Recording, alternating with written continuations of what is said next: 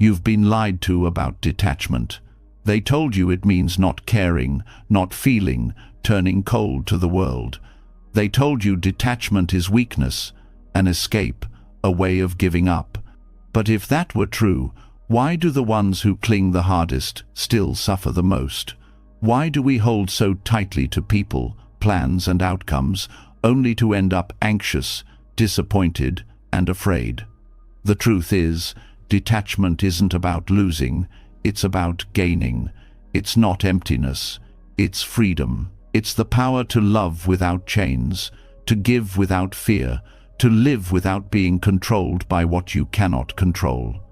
Buddhism has carried this wisdom for centuries, that detachment is not indifference, but strength, clarity, and courage. When you release your grip, life flows. When you stop forcing, what's meant for you naturally comes. Tonight, as you hear these words, something inside you will soften.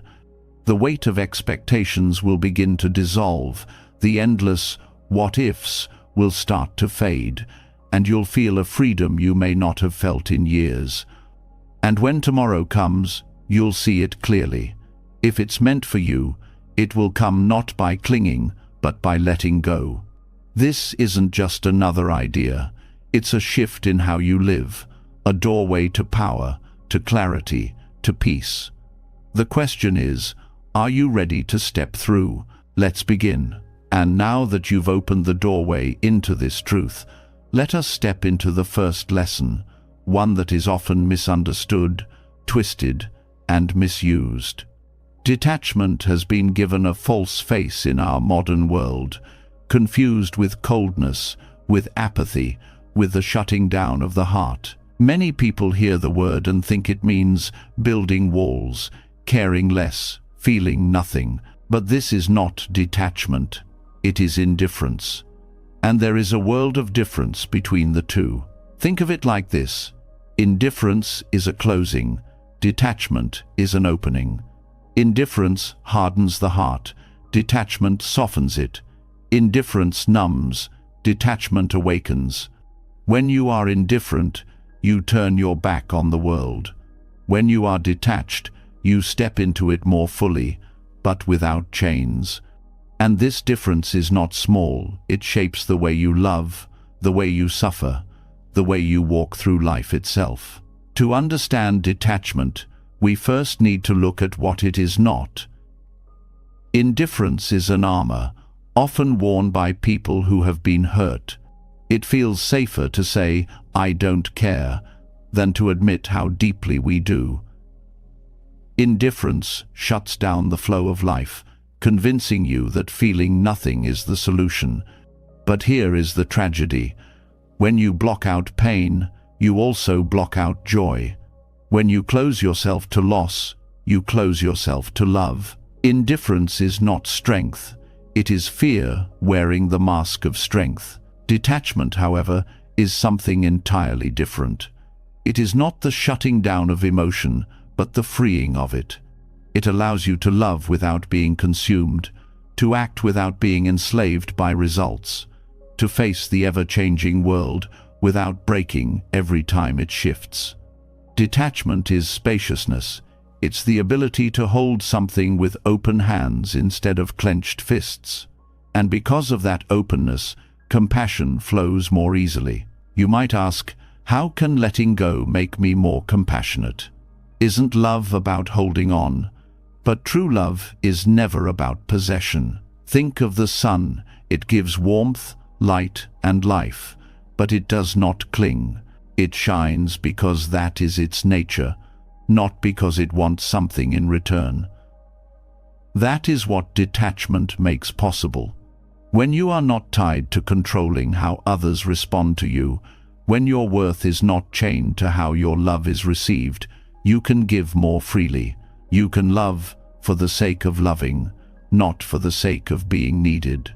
Indifference looks at someone's suffering and says, "It's not my problem." Detachment looks at the same suffering and says, "I will help where I can, but I will not drown with them." Do you see the difference? One is absence, the other is presence with clarity. Indifference withdraws because it does not want to feel. Detachment stays, but stays without being consumed by attachment to outcomes. And in this staying, compassion thrives. Buddhism teaches that suffering often comes from clinging, the desperate attempt to hold on to what will eventually change.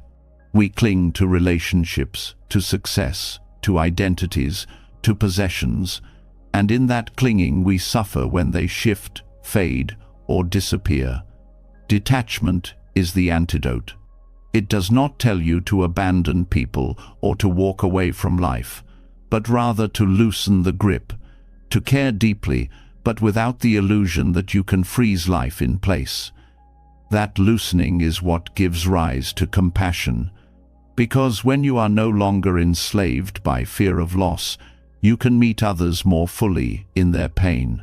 Think of a parent who tries to control every step of their child's life, holding tightly to protect them from harm. That grip often suffocates, turning love into control. Now think of a parent who guides, supports, and loves, but allows the child to walk their own path, make their own mistakes, and grow. Which parent shows more compassion? The detached one, because their love is not about ownership, but about freedom.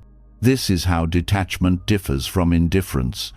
Indifference would not care at all, but detachment cares deeply without trying to possess. And here lies another truth. Indifference deadens your humanity. Detachment awakens it. When you are indifferent, you lose the richness of being alive, the highs, the lows, the intensity of experience. But when you are detached, you allow yourself to feel everything while being held by an inner strength that does not collapse under the weight of change. Detachment is not an escape from life. It is the capacity to meet life fully, knowing it cannot be controlled. Many people confuse emotional numbness with enlightenment. They believe that to be spiritual is to never feel pain, never grieve, never be moved.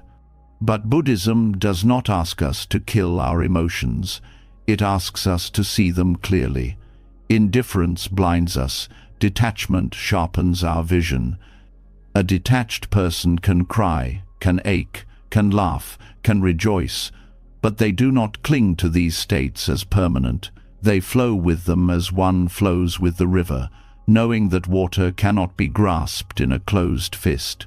And let us go deeper still. Why does indifference feel so tempting? Because it promises safety. When you convince yourself that you do not care, you protect yourself from disappointment. But in protecting yourself from disappointment, you also lock yourself away from connection.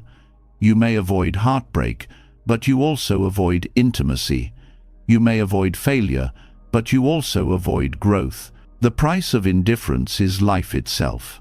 Detachment, on the other hand, does not promise safety, it promises freedom. Freedom to love without fear, to act without the chains of expectation, to walk through impermanence with grace. And in this freedom, you are not numb, you are more alive than ever. Compassion arises from this freedom because you can meet someone's pain without trying to control it, without needing to fix it for your own comfort. Have you noticed how often people try to solve others' problems, not out of love, but out of discomfort with suffering? Indifference ignores suffering. Control tries to erase it, but detachment allows you to sit with it, to witness it, to help where you can, without needing it to vanish for your own peace of mind. This is why detachment and compassion are inseparable. Buddhism calls this quality karuna, compassion that arises from wisdom. And the wisdom is this: all things change. When you understand this truth, you no longer cling to fixing the unfixable. You love, you help, you serve, but you release the need for the world to bend to your will.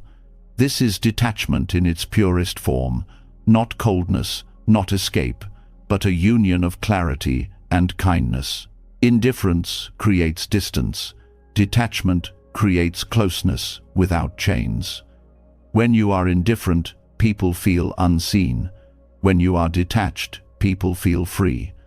And in that freedom, love flourishes. Because what is love, if not the ability to want the best for another without needing to own them? Think of a friend who listens without judgment, who supports you without needing you to change, just to make them comfortable. That friend is detached, not indifferent. Their care is unconditional, not based on their own attachment to outcomes. Compare that to someone who withdraws because they don't want to get involved. That is indifference, and it leaves you feeling abandoned. Life offers us endless chances to practice this difference. In work, detachment allows us to give our best without being crushed by failure or swollen by success. In love, detachment allows us to cherish someone fully without fearing their loss as the end of our world. In personal growth, detachment allows us to strive without despair when progress is slow. Indifference, however, poisons all these areas, making us withdraw, give up, or disconnect. So the question becomes, how do we practice true detachment rather than slip into indifference? The answer lies in awareness. The moment you find yourself saying, "I don't care," ask if that is truth or armor. Ask if you are closing because you are afraid to feel. Detachment does not fear feeling, it allows feeling without ownership. Awareness reveals the motive behind your stance, and in that revelation, you can choose differently. It also lies in remembering impermanence. When you accept that everything shifts, you stop grasping to hold it still. Indifference says, "I will not feel, so I will not suffer." Detachment says, "I will feel fully, knowing that both joy and pain will pass." That acceptance is the ground of compassion, because only when you accept impermanence can you meet others where they are, without trying to drag them into your illusion of control. And so, detachment is not a wall but a doorway. It opens you to deeper love, deeper clarity, deeper connection. It allows you to live without being broken by every change, and yet it keeps your heart open to every experience. Indifference builds walls to protect itself from life. Detachment opens its arms and says, "I cannot control you, but I can walk with you." This subtle difference changes everything. It is the difference between a life half-lived and a life fully embraced, between fear disguised as strength and strength born of wisdom, between emptiness of heart and fullness of spirit. And once you see this difference, you can never confuse them again. And once you see the difference between detachment and indifference, a new question rises to the surface, one that quietly shapes the way we live. If we are not meant to cling, then what becomes of our actions? Do our choices still matter if we let go of the results? This is where the wisdom of karma and detachment comes alive, teaching us that what we do carries weight, yet the freedom lies in not owning the outcome.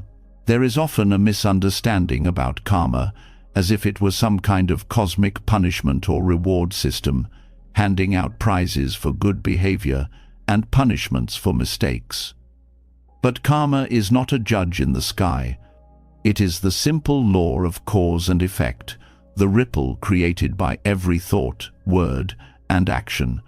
Just as dropping a stone into water creates waves, every choice we make carries consequences. This is not a threat, it is a description of reality.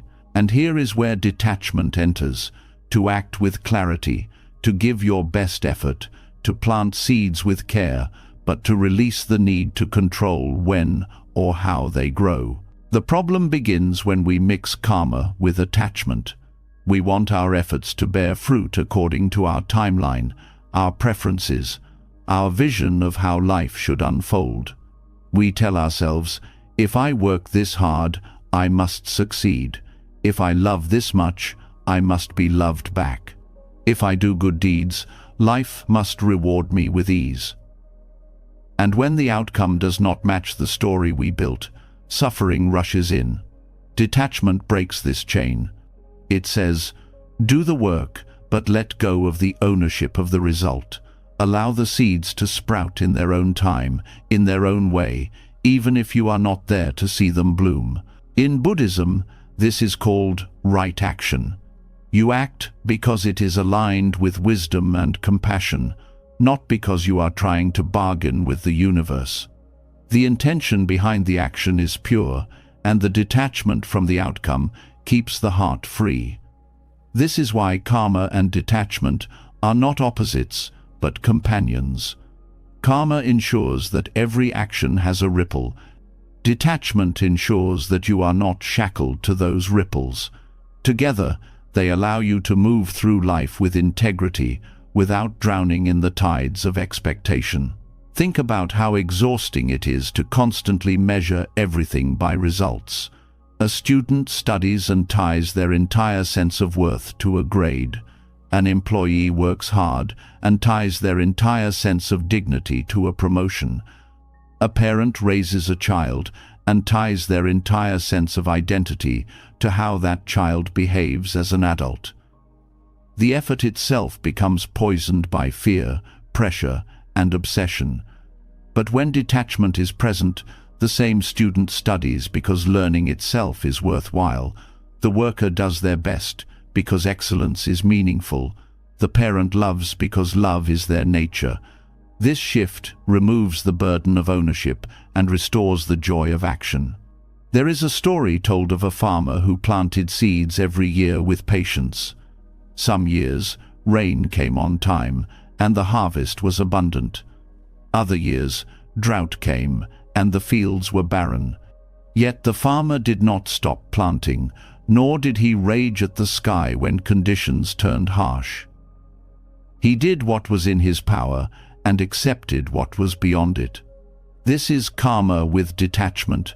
You plant, you tend, you give your effort fully, but you do not tie your peace to the weather.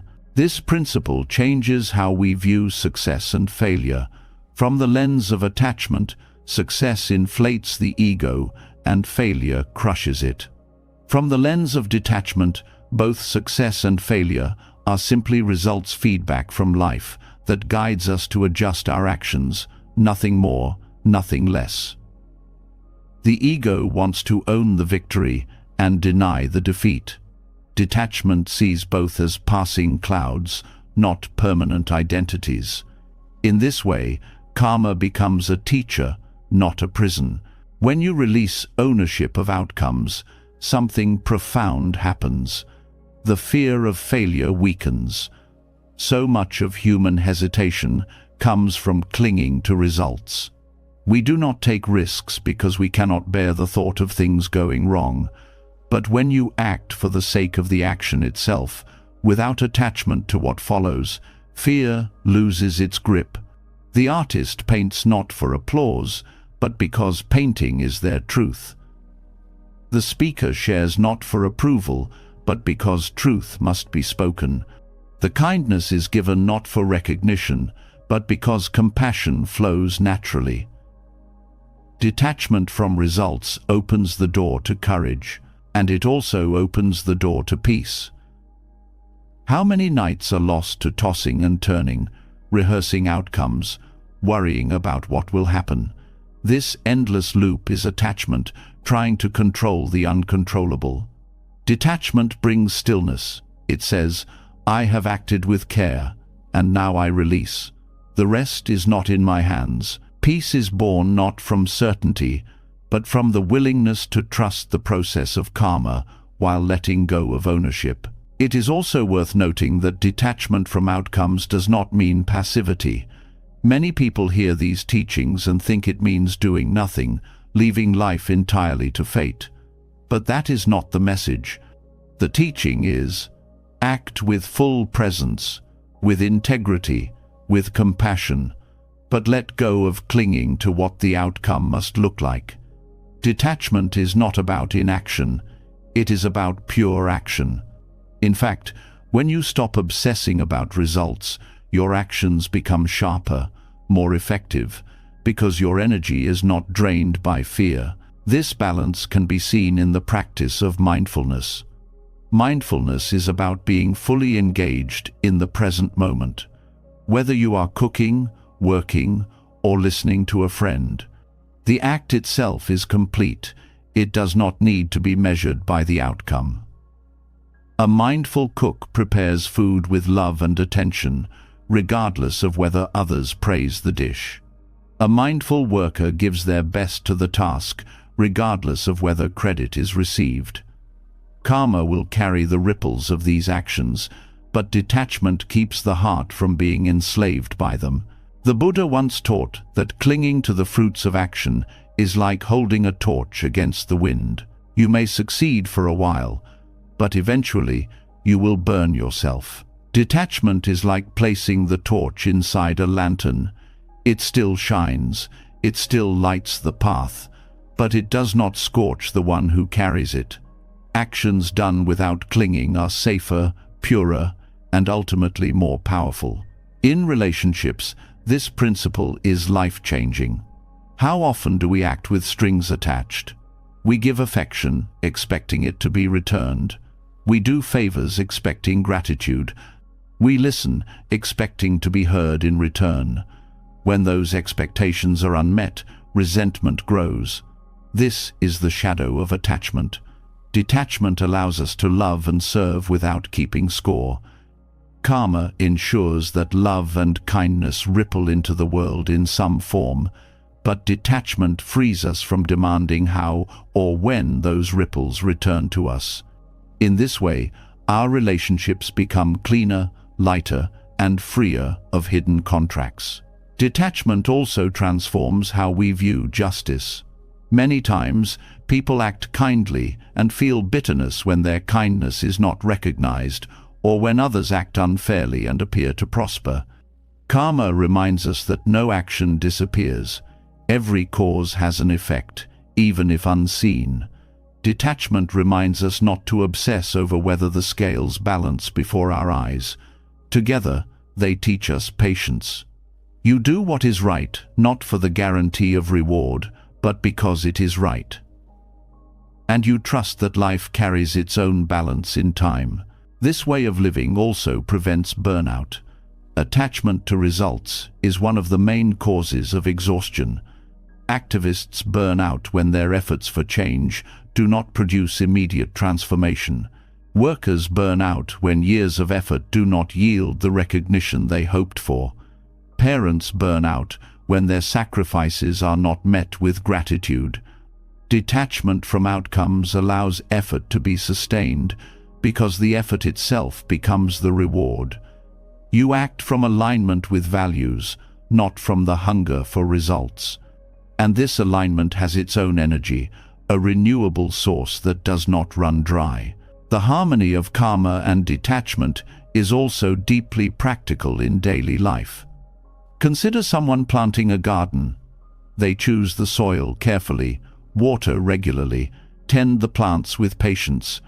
That is karma, cause and effect in action. But they also know that rain, sun, and seasons play their part. To demand that the flower bloom today, on their terms, would only bring frustration. To do the work and trust nature is detachment. And when the flower finally blooms, they rejoice without saying, "It bloomed only because of me." They honor both their effort and the forces beyond their control. This practice brings humility. When you are attached to outcomes, you take ownership of everything. I alone caused this success. I alone am responsible for this failure. But the truth is more complex. Countless factors play into every result. Detachment helps you recognize your role without inflating it. You did your part, and life did its part. This humility keeps pride in check when success comes, and softens self-blame when failure arrives. And with humility comes compassion for others. When you are attached to results, it is easy to judge others harshly, assuming that their failure is due to laziness or that their success means they are more deserving. But when you understand the balance of karma and detachment, you see that outcomes are the product of many forces. This perspective softens judgment and opens space for kindness. Detachment also frees you from the endless cycle of comparison. When you measure your worth by results, you constantly compare yourself with others who has more money, more recognition, more achievements. But when your focus shifts to pure action, the comparison loses its weight. You are not acting to prove your worth. You are acting because the action itself is aligned with truth. This dissolves envy and insecurity, replacing them with contentment. Another gift of this practice is resilience. Detachment does not prevent difficulties, but it changes your relationship to them. You can face setbacks without collapsing, because your peace is not chained to outcomes. You can continue acting, continue planting seeds, even when the harvest is delayed. This resilience is not cold endurance, it is a steady strength, born from the trust that actions matter, even when results are beyond your control. And there is one more layer to this teaching. Freedom from ownership also means freedom from guilt. Many people carry heavy burdens of regret, replaying the past, obsessing over results they could not control. Detachment allows you to see that you acted with the knowledge and capacity you had at the time, that outcomes are not fully yours to own. This perspective does not excuse harmful actions, but it releases unnecessary suffering from clinging to what cannot be undone. It allows learning, growth, and release. To live with karma and detachment is to live with both responsibility and freedom. Responsibility, because you know that your actions ripple. Freedom, because you release ownership of how those ripples return. This is the middle path, neither passive resignation nor obsessive control. It is a life of engagement without bondage, action without chains, love without fear. And when this way of living settles into the heart, the constant noise of what if and what next begins to quiet. The mind no longer demands guarantees. The heart no longer bargains with life. You still act, you still love, you still strive, but you are free from the weight of needing to hold the entire universe in your hands. This freedom is not escape, it is strength, clarity, and peace. And it is the foundation upon which the rest of detachment is built. And once we see that our actions are not ours to own, that karma unfolds in its own rhythm, the next veil begins to lift. If detachment means acting without clinging to results, then why do we still find ourselves restless, tapping our feet, asking when? When will my efforts bear fruit? When will love come? When will success finally arrive? This obsession with timing becomes its own chain, a silent form of attachment that robs us of peace even when we are doing everything right. The mind does not only cling to outcomes, it clings to clocks. There is a hidden anxiety buried in the question of when. It whispers that life is not moving fast enough, that we are falling behind, that something is missing until the future delivers what we crave. And yet the future never arrives in the way we demand. We create timelines in our heads and then measure our worth against them. At this age, I should be married. At this stage, I should be wealthy. By now, I should be healed, successful, enlightened. Each timeline becomes a ruler, and the more we measure ourselves against it, the smaller we feel. This pressure is not born from truth, it is born from attachment to when. Buddhism points to this as another face of craving. Desire often hides behind urgency, convincing us that peace will only come once certain conditions are met. But detachment from timelines dissolves this illusion. Life has never followed our calendars. It has always moved with its own seasons. Seeds sprout when conditions are right. not when we shout at the soil. A wound closes when the body is ready, not when the mind demands. To cling to when is to fight the natural unfolding of things, and this fight is what exhausts us. The mind believes that by obsessing over timing, it can control it, but time is not a servant. No amount of pacing, worrying, or planning can force the river to flow faster. And the paradox is that the more we cling to the question of when, the further peace slips away. When we let go of timelines, we step into trust. Not blind trust, but the recognition that life ripens in its own rhythm. This trust is not laziness, it is clarity.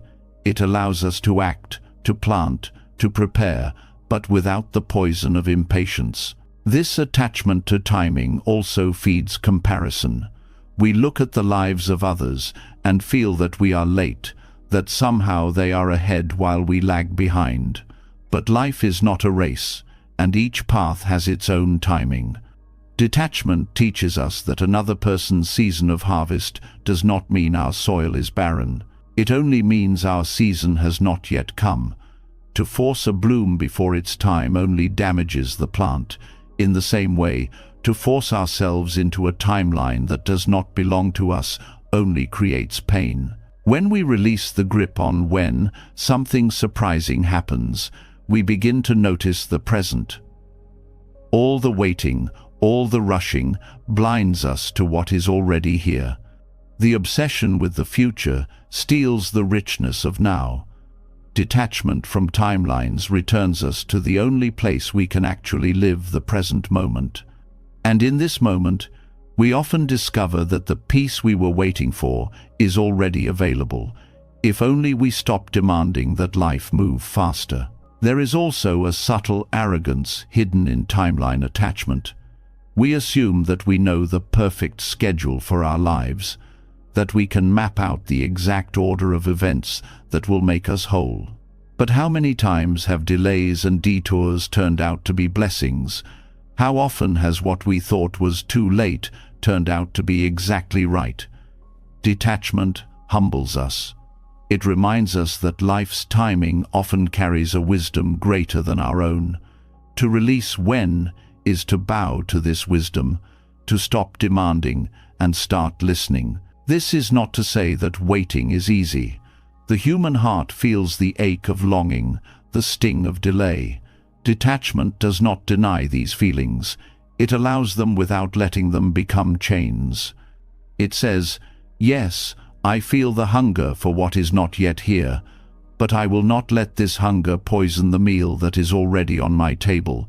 I will walk forward, I will keep planting, but I will not be enslaved by impatience." This balance keeps hope alive without turning it into despair. The pressure of timelines also shows up in healing. We tell ourselves that by a certain time we should be over our grief, over our heartbreak, over our mistakes. But the heart has its own clock. To detach from timelines in healing is to give space for wounds to close naturally, without judgment. Forcing speed only deepens the cut. Allowing time without clinging gives rise to gentleness, which is itself part of healing. In spiritual practice, timeline attachment becomes another trap. We want enlightenment quickly, transformation immediately, wisdom on demand. But awakening is not a goal to be achieved by a deadline. It is a process of unfolding. Detachment from timing is essential here, because the very desire for quick results feeds the ego we are trying to dissolve. A flower does not bloom because it is impatient, it blooms because it is ready. In the same way, clarity comes when the conditions are right, not when we demand it. When we free ourselves from timelines, life becomes lighter. Instead of chasing the next milestone, we find joy in the step we are already taking. We stop rushing through life as if the destination will finally bring peace, and instead discover that peace was possible in the journey all along. This does not mean giving up ambition or abandoning goals. It means holding them lightly, working toward them without chaining our happiness to their deadline. Think of the artist who clings to finishing a masterpiece by a certain time. The pressure kills creativity. But when the artist lets go of the timeline, the work flows naturally, sometimes slowly, sometimes in bursts, but always alive. This is how detachment from when unleashes creativity. It removes the chokehold of urgency and allows natural rhythm to guide the process. This teaching also reshapes how we view aging. Many suffer because they feel life is moving too fast or too slow, that they are too young for this or too old for that. These are timelines imposed by society, not by truth. Detachment from such timelines frees us from the tyranny of too late or not yet. It reminds us that every stage has its own gifts, and that comparing one's journey to an artificial schedule only blinds us to what is possible now. The practice of letting go of when is a form of surrender, but not the weak surrender of giving up. It is the strong surrender of trust. To surrender timing is to admit that we do not control the unfolding of life, but that we can still meet it fully with presence and integrity. This surrender is not passive, it is active acceptance. It allows us to act where we can and rest where we must, without drowning in the frustration of unmet deadlines. To live this way requires patience, but not the kind of patience that grits its teeth, waiting for relief. It requires the patience of openness, the patience that says, I am willing to walk with life at its pace, not mine. This kind of patience is not heavy, it is light. It frees the heart from the endless chase and brings a quiet confidence that what is meant will arrive when it must. And so, detachment from timelines becomes another doorway into freedom. It loosens the grip of impatience, dissolves the burden of comparison, heals the arrogance of thinking we know best, and returns us to the richness of now. To release when is not to stop caring, it is to stop clinging. It is to act, to love, to grow, but to let life's seasons unfold in their own rhythm. In that rhythm there is peace, in that rhythm there is freedom, and in that rhythm there is the quiet truth that what is meant for you will never miss you, and what is not meant for you will never stay, no matter how much you chase.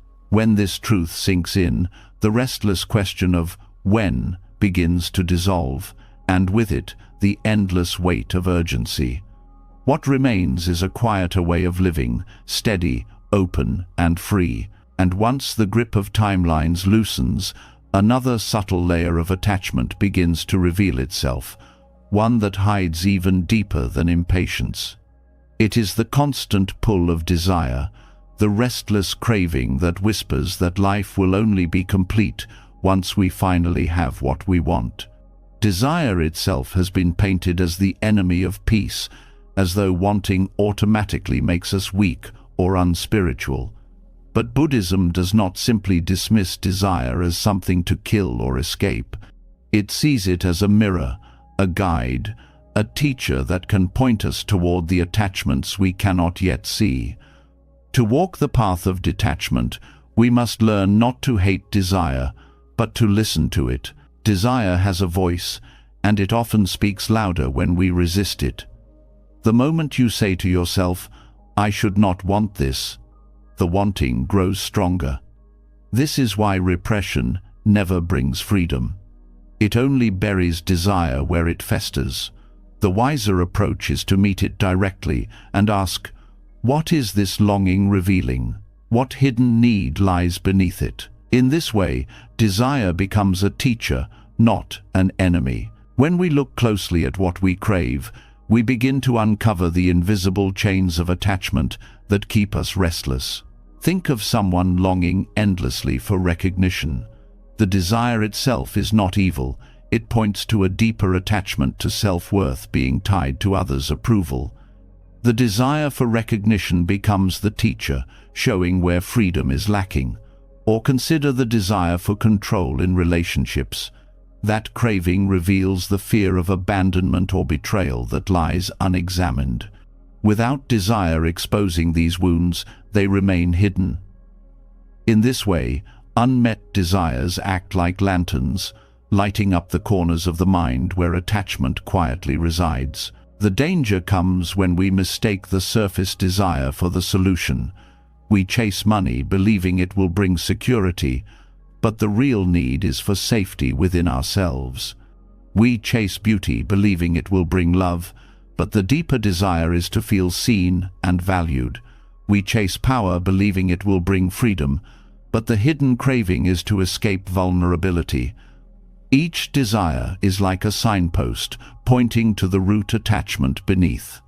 If we only follow the sign without looking deeper, we become lost in endless craving. If we pause and study the sign, we find the doorway to growth. Buddhism teaches that desire, or tanha, is one of the causes of suffering because it binds us to the illusion that fulfillment lies outside of us. But this teaching is not meant to demonize desire. It is meant to show us that the energy of desire can be transformed. When desire is seen clearly, it becomes wisdom. The fire of craving, when understood, becomes the light of awareness. The very thing that once enslaved us becomes the key to freedom, if we are willing to look honestly at what it reveals. This way of seeing changes how we respond to frustration. Instead of seeing unmet desires as failures, we begin to view them as opportunities. Each disappointment becomes a mirror, showing us what we cling to. The job that slips away reveals our attachment to identity through career. The unreturned love reveals our attachment to being chosen. The delayed success reveals our attachment to external validation. These unmet desires are not punishments, they are lessons. They strip away illusions so that we can see the truth of where we are still bound. There is also a tenderness in this teaching. When we realize that desire is a teacher, we stop shaming ourselves for wanting. Too often, spirituality is twisted into self-rejection, telling us that any longing is weakness, but to want is human. The key is not to deny it, but to study it, to listen with compassion, and to trace it back to the root. This softens the harshness of practice and allows us to grow with patience rather than self-condemnation. Desire can also teach us about impermanence. Notice how the object of craving shifts over time. What you desperately wanted 10 years ago may no longer matter today. The desires of childhood give way to the desires of adulthood, and those too will fade. By watching the changing face of desire, we learn that no object of craving can be the ultimate answer. This realization does not make desire disappear, but it lessens its grip because we see that its promises are temporary. Unmet desires also show us where we confuse means with ends. We often believe that the thing we want is the final goal, but in truth, it is usually a stand-in for something deeper. A person may crave wealth, but beneath it lies the desire for stability. Another may crave admiration, but beneath it lies the desire to feel worthy. When the surface desire is unmet, the deeper need is revealed. This process is uncomfortable, but it is the very discomfort that brings growth. Another aspect of desire as a teacher is that it shows us where we place our power outside ourselves. Each time we say, "I cannot be happy until I have this," we hand our freedom over to something external. By noticing this, we are given the chance to reclaim that power. We begin to see that while desires may arise, our peace does not have to be held hostage by their fulfillment. This recognition is not indifference, it is liberation. In practice, this means pausing when desire arises and asking deeper questions. Instead of rushing to satisfy it, we can ask, what is this longing pointing to? What fear or belief sits beneath it? This does not mean denying pleasure or rejecting goals, but rather engaging with desire consciously instead of blindly. A desire may still be pursued, but now it is pursued with awareness rather than compulsion. This difference changes everything. It also reshapes how we view failure. If desire is only an enemy, then failure is unbearable, because it means we are trapped in craving with no escape. But if desire is a teacher, failure becomes instruction. Every disappointment teaches us where we were attached, where we expected life to bend to our will. In this sense, unmet desires are some of the most valuable teachers, because they strip away illusions faster than success ever could. This perspective also deepens compassion for others. When we see that everyone's desires are pointing to hidden attachments and unmet needs, we stop judging people for what they want. Instead of mocking someone for chasing fame or wealth, we recognize the deeper longing beneath, perhaps the desire to feel safe, loved, or free. This recognition allows us to meet others with understanding, not scorn. Compassion grows when we see that beneath all desires lies the same human longing to be whole. Desire, when viewed in this way, also reshapes motivation. Instead of being driven purely by craving, we begin to act from awareness. We may still pursue goals, relationships, or success, but we do so with the understanding that none of these will complete us. They may enrich life, but they are not life's foundation. This subtle shift changes the quality of our striving. It becomes lighter, freer, less desperate. We engage fully, but without the illusion that fulfillment depends on the outcome. In spiritual practice, unmet desires are often the turning points that push seekers deeper. A meditator may desire blissful states, only to discover that clinging to them blocks true awakening. A devotee may desire visions or signs, only to find that chasing them distracts from genuine transformation. In these cases, desire itself becomes the obstacle and the teacher simultaneously. By confronting the craving for spiritual highs, the practitioner learns that true freedom lies beyond all grasping.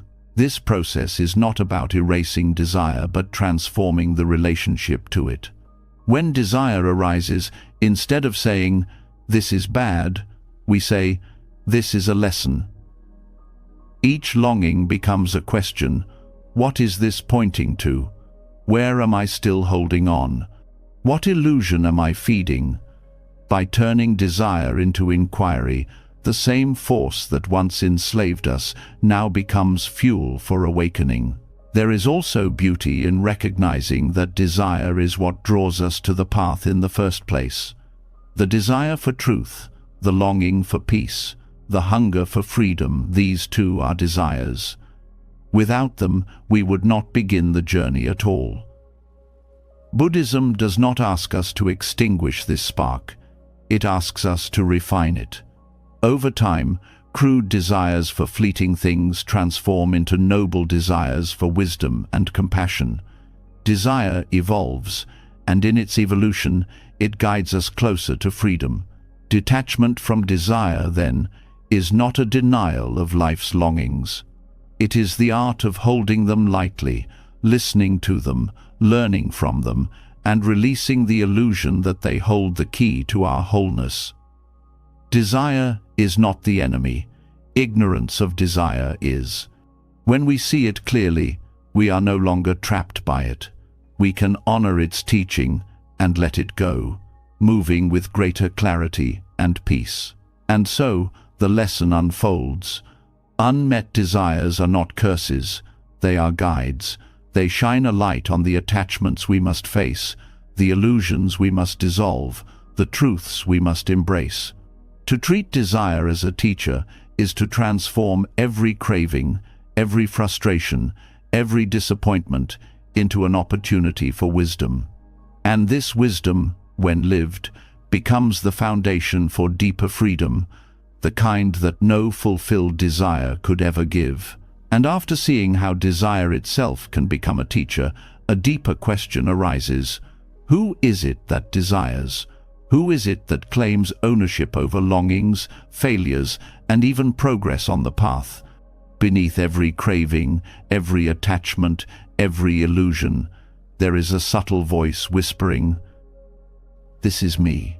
This is who I am." It is the voice of identity, the mask of ego, and perhaps the most difficult attachment to loosen, because unlike possessions or relationships, identity feels inseparable from existence itself. We can see the danger of clinging to wealth. We can see the pain of clinging to timelines, but clinging to identity hides itself so well that we often mistake it for truth. The ego's most clever disguise shows up in spiritual growth itself. We begin the path sincerely, wanting to be free of suffering, wanting to understand life more deeply. But as progress comes, the ego slips back in through the side door, wearing new clothes.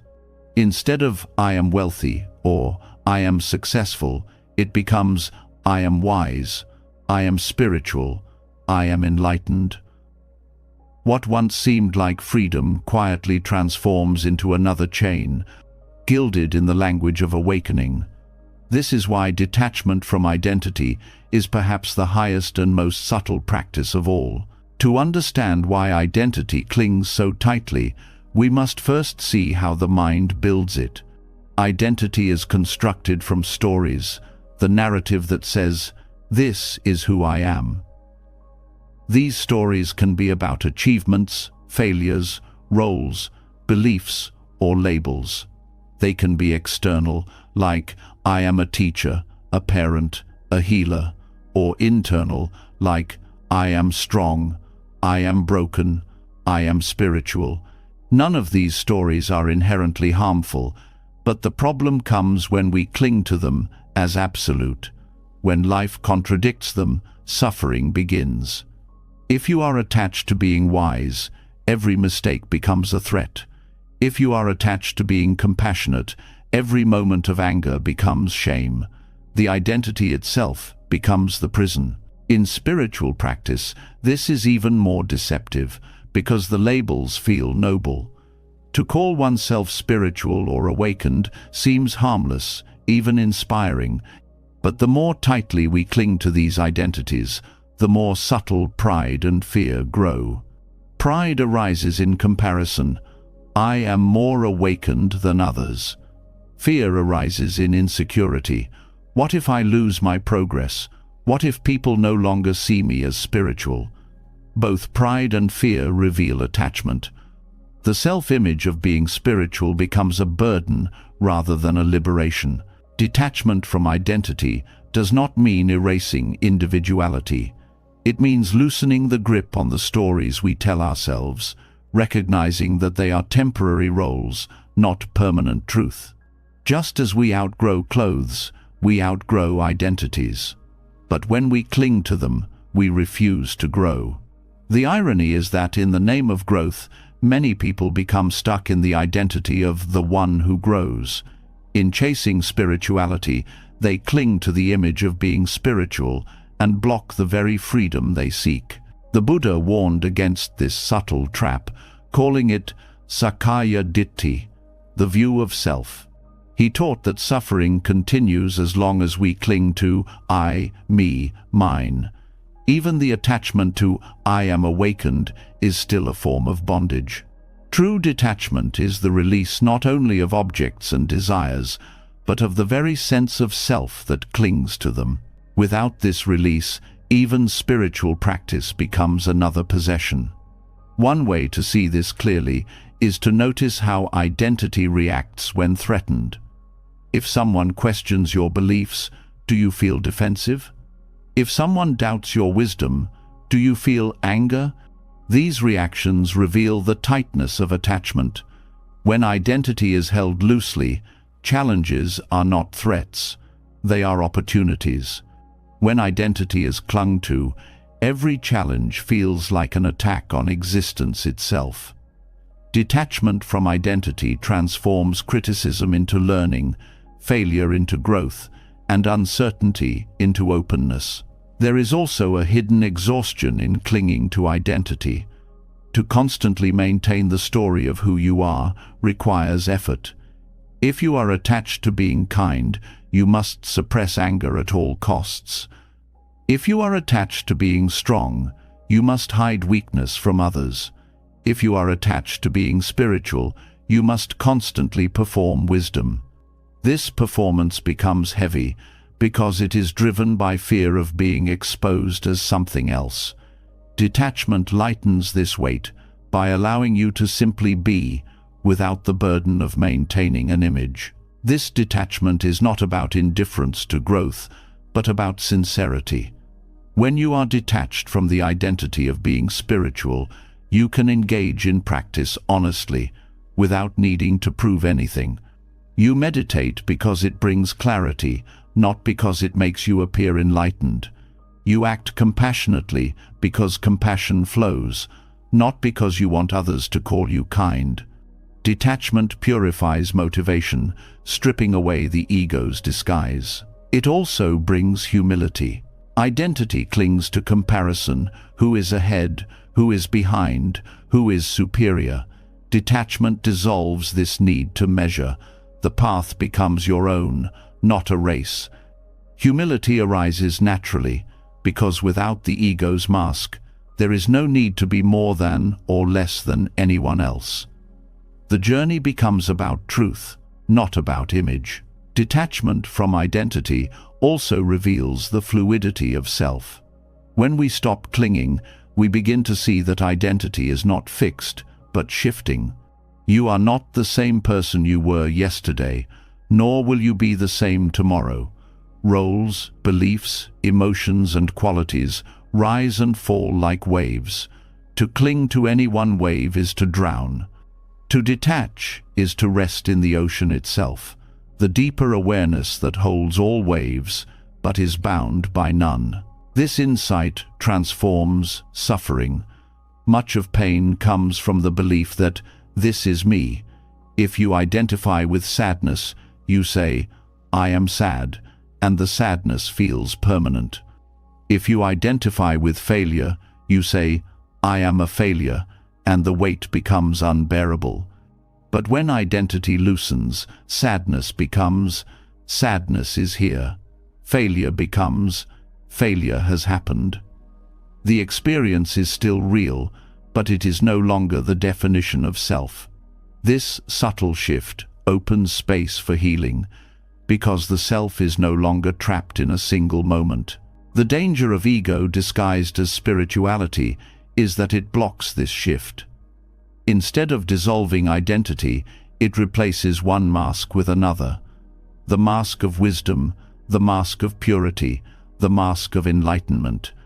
These masks can be harder to drop than worldly ones, because they seem virtuous. But they are still masks, and they still bind. True detachment requires the courage to even let go of the identity of being someone who has let go. This courage is not small. To loosen identity feels like death, because the ego whispers that without it, nothing remains. But what actually falls away is not life, but illusion. What remains is awareness itself, the witness that has always been present, beyond all roles and labels. To rest in this awareness is the essence of detachment from identity. It is not nothingness, but spaciousness, not absence, but freedom. And here lies the paradox. Only when we release the need to be spiritual do we embody true spirituality. Only when we stop clinging to the image of awakening do we awaken. Detachment from identity clears the path of subtle ego traps and allows practice to become what it was always meant to be: a return to simplicity, a return to clarity, a return to freedom beyond names and masks. When this truth is lived, even the phrase, "I am spiritual," loses its grip. There is no longer a need to declare, to compare, to perform. There is only the ongoing unfolding of awareness, silent and steady. And in this unfolding, the ego's disguise falls away, revealing that freedom was never about building a perfect identity, but about letting go of the need for one at all. And when the masks of identity begin to fall away, something even more profound becomes clear. All the roles we cling to, all the stories we tell ourselves, all the images we build, are held together by a fragile thread, the illusion that anything can last. Beneath every attachment, whether to people, success, status, or even to the idea of ourselves, lies a refusal to face the truth of impermanence. Nothing we touch, no matter how beautiful or painful, will remain unchanged. The ego resists this truth because it wants stability, it wants permanence, it wants guarantees. But the heart finds its deepest freedom the moment it accepts that everything good or bad will pass. Impermanence is not a punishment, it is the very nature of life. Every breath we take is proof. Inhaling cannot last, it must give way to exhaling. The seasons shift, the body ages, relationships evolve, and moments vanish as soon as they arrive. To resist this truth is to live in constant struggle. To accept it is to be liberated from the fear of loss and the obsession with control. The essence of suffering is not that things change, but that we expect them not to. This acceptance transforms how we relate to joy. When we cling to happiness as if it must last forever, we poison it with fear. We cannot fully enjoy a beautiful moment because we are already grieving its end. But when we embrace impermanence, we savor joy without chains. A moment of laughter, a sunset, a touch all become precious not because they will last, but because they will not. The awareness of impermanence turns ordinary experiences into treasures. Gratitude flows naturally, because nothing is taken for granted. It also transforms how we hold pain.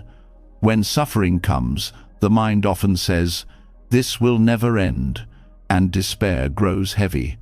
But impermanence reminds us that even the sharpest pain softens with time. No emotion, no matter how intense, can stay forever. Accepting this truth gives us the patience to endure without collapsing. Pain is still real, but it is no longer eternal in our minds. This simple shift dissolves much of the hopelessness that feeds suffering. Impermanence also reshapes our relationships. So often, conflict arises because we treat people as though they will never change. We expect them to remain the same, to hold the same opinions, to play the same roles in our lives. But every person is in motion, just like us. To accept impermanence is to honor this motion, to allow people the space to evolve. Love becomes freer because it is not chained to rigid expectations. Loss becomes gentler because we knew all along that nothing could be held forever. Instead of clinging, we learn to appreciate. The fear of death itself softens in the light of impermanence.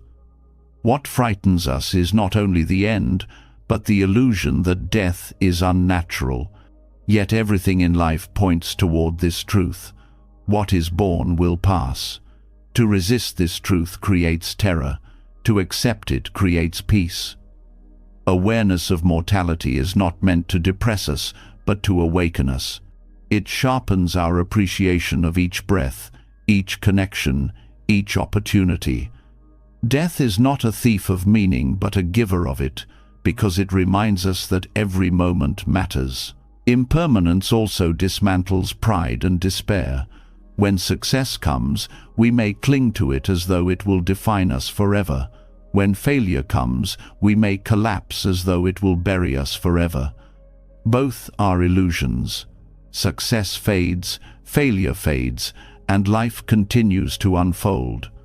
By accepting this, we neither inflate with victory nor drown in defeat. We meet each state with balance, knowing it is temporary. This balance is the freedom of equanimity, the ability to remain steady while the world shifts endlessly around us. The refusal to accept impermanence often shows up as control. We tighten our grip on relationships, on possessions, on plans, believing that if we hold tightly enough, nothing will slip away. But the truth is that clinging accelerates suffering. What we grip only cuts us more deeply when it changes, as it inevitably will. Acceptance of impermanence teaches us to hold life gently, like holding water in open hands. It may pass through, but in that openness, there is no struggle, only flow. In practice, this means bringing awareness to the smallest shifts. Watching the body breathe, noticing how each inhalation ends, how each sensation arises and falls, trains us to see impermanence directly. Observing thoughts and emotions with the same clarity reveals their fleeting nature. Even anger, which feels overwhelming in the moment, changes when observed closely. It rises, peaks, and falls.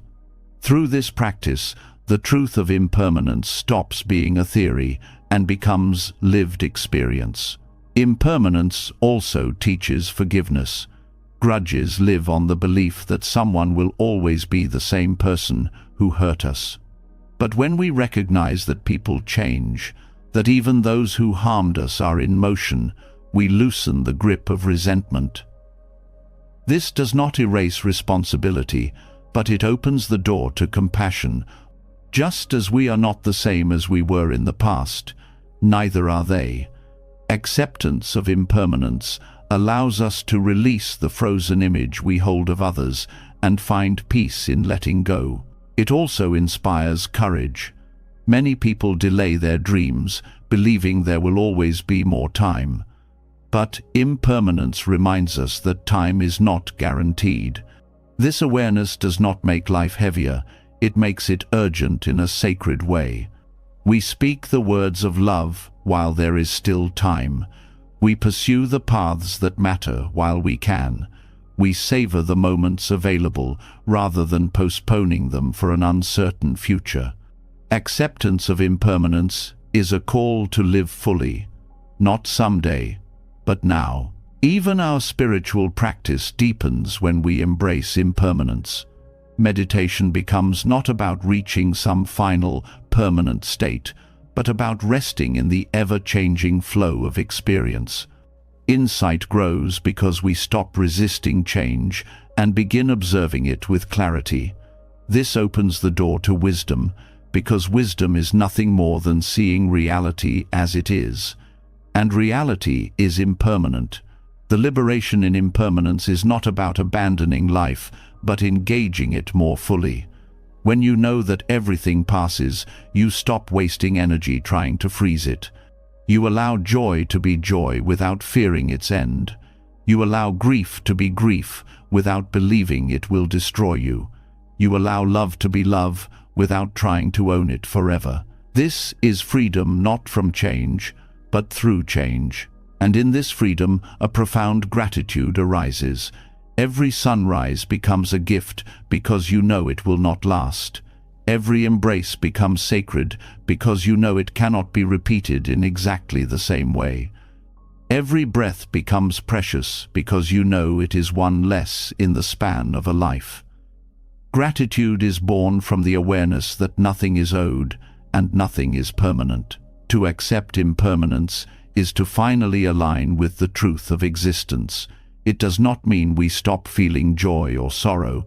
It means we stop resisting their flow. It does not mean we stop loving. It means we stop demanding that love remain unchanged. It does not mean we stop striving. It means we stop attaching to results as permanent. This acceptance is not resignation, it is liberation. Because only when we stop fighting change do we discover the stillness that has always been present beneath it. And so the practice becomes simple but profound.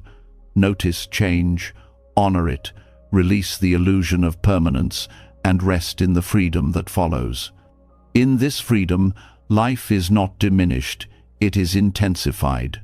Every moment, every connection, every breath becomes more radiant because we finally understand how fragile, fleeting, and sacred it truly is. And as the truth of impermanence settles deeper into the heart, a new question rises that strikes at the center of human experience. How do we love in a world where nothing lasts? If everything changes, if people come and go, if even the most cherished bonds cannot be held forever, how do we open ourselves to love without being shattered by loss? This is where the wisdom of non-attachment in relationships begins to shine. It does not mean withholding love, nor does it mean keeping others at a distance. It means loving fully, with depth and sincerity, while honoring the freedom and impermanence of the other. Attachment in relationships often masquerades as devotion. We tell ourselves that to cling tightly is proof of love, that jealousy is a sign of care, that control is a form of protection. Yet these patterns do not arise from love, they arise from fear. Fear of loss, fear of rejection, fear of change. The heart believes that if it holds tightly enough, it can freeze love in place. But this grasping suffocates the very thing it longs to preserve. Non-attachment, by contrast, allows love to breathe.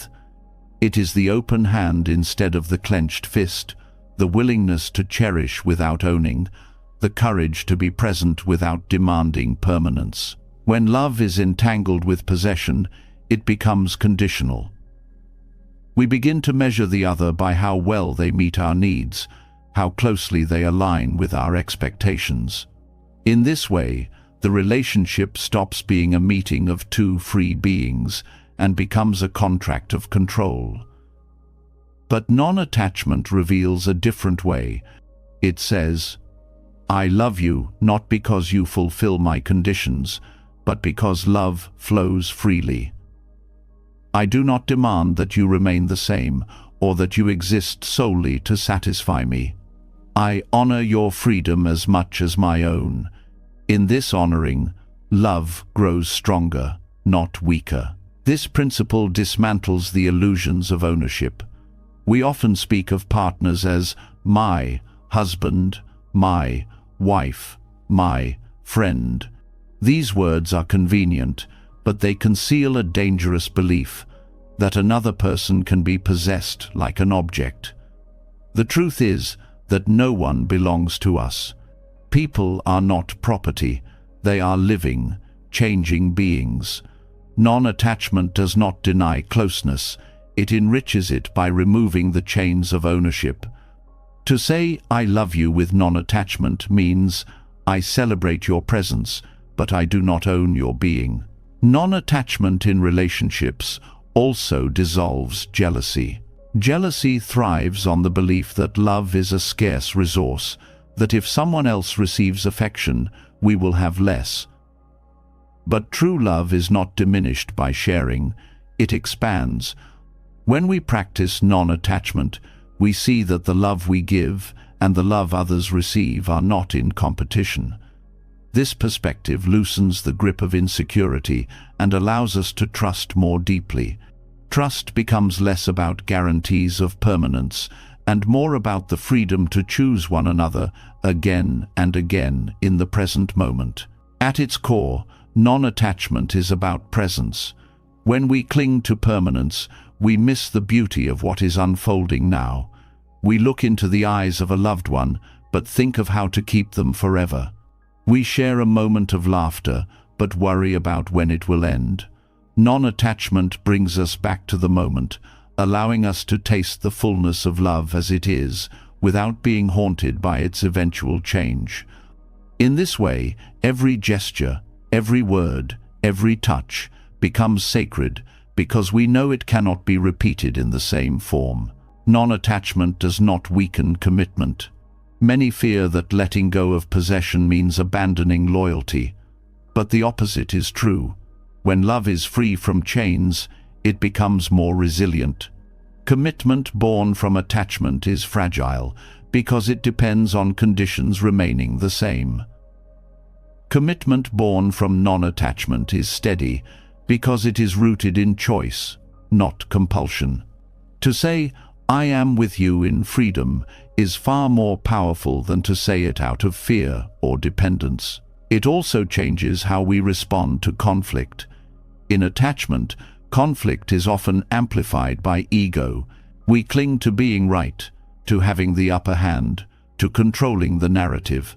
But in non-attachment, the priority shifts from control to understanding. We no longer need to dominate the other because our identity is not chained to being right. This allows space for listening, for humility, for compromise.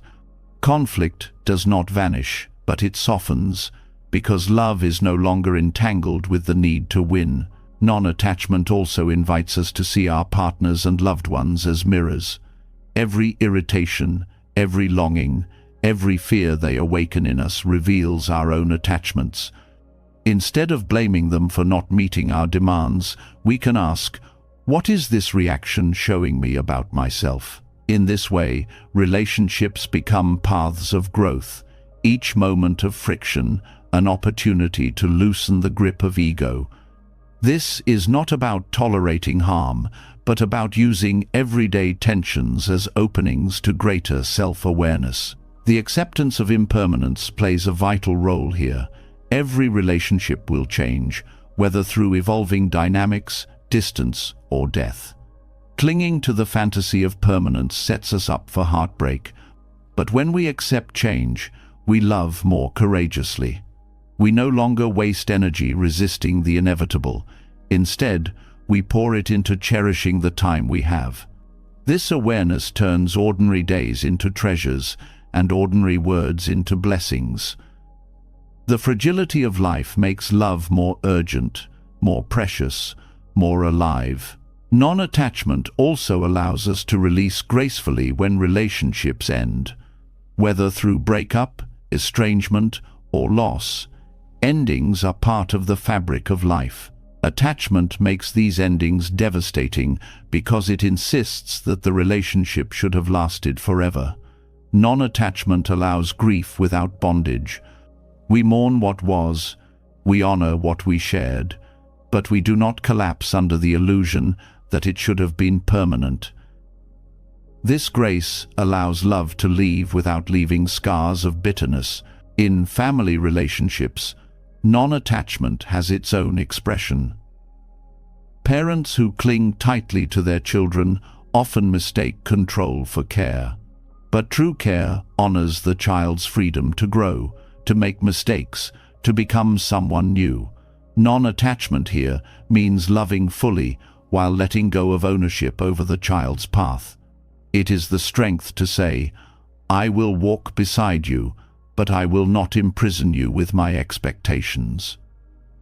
This freedom allows love between parent and child to mature into respect rather than suffocation. Friendships too benefit from this wisdom. Friends may drift apart, grow in different directions, or reconnect after years apart. Attachment tries to freeze the bond, demanding constant closeness.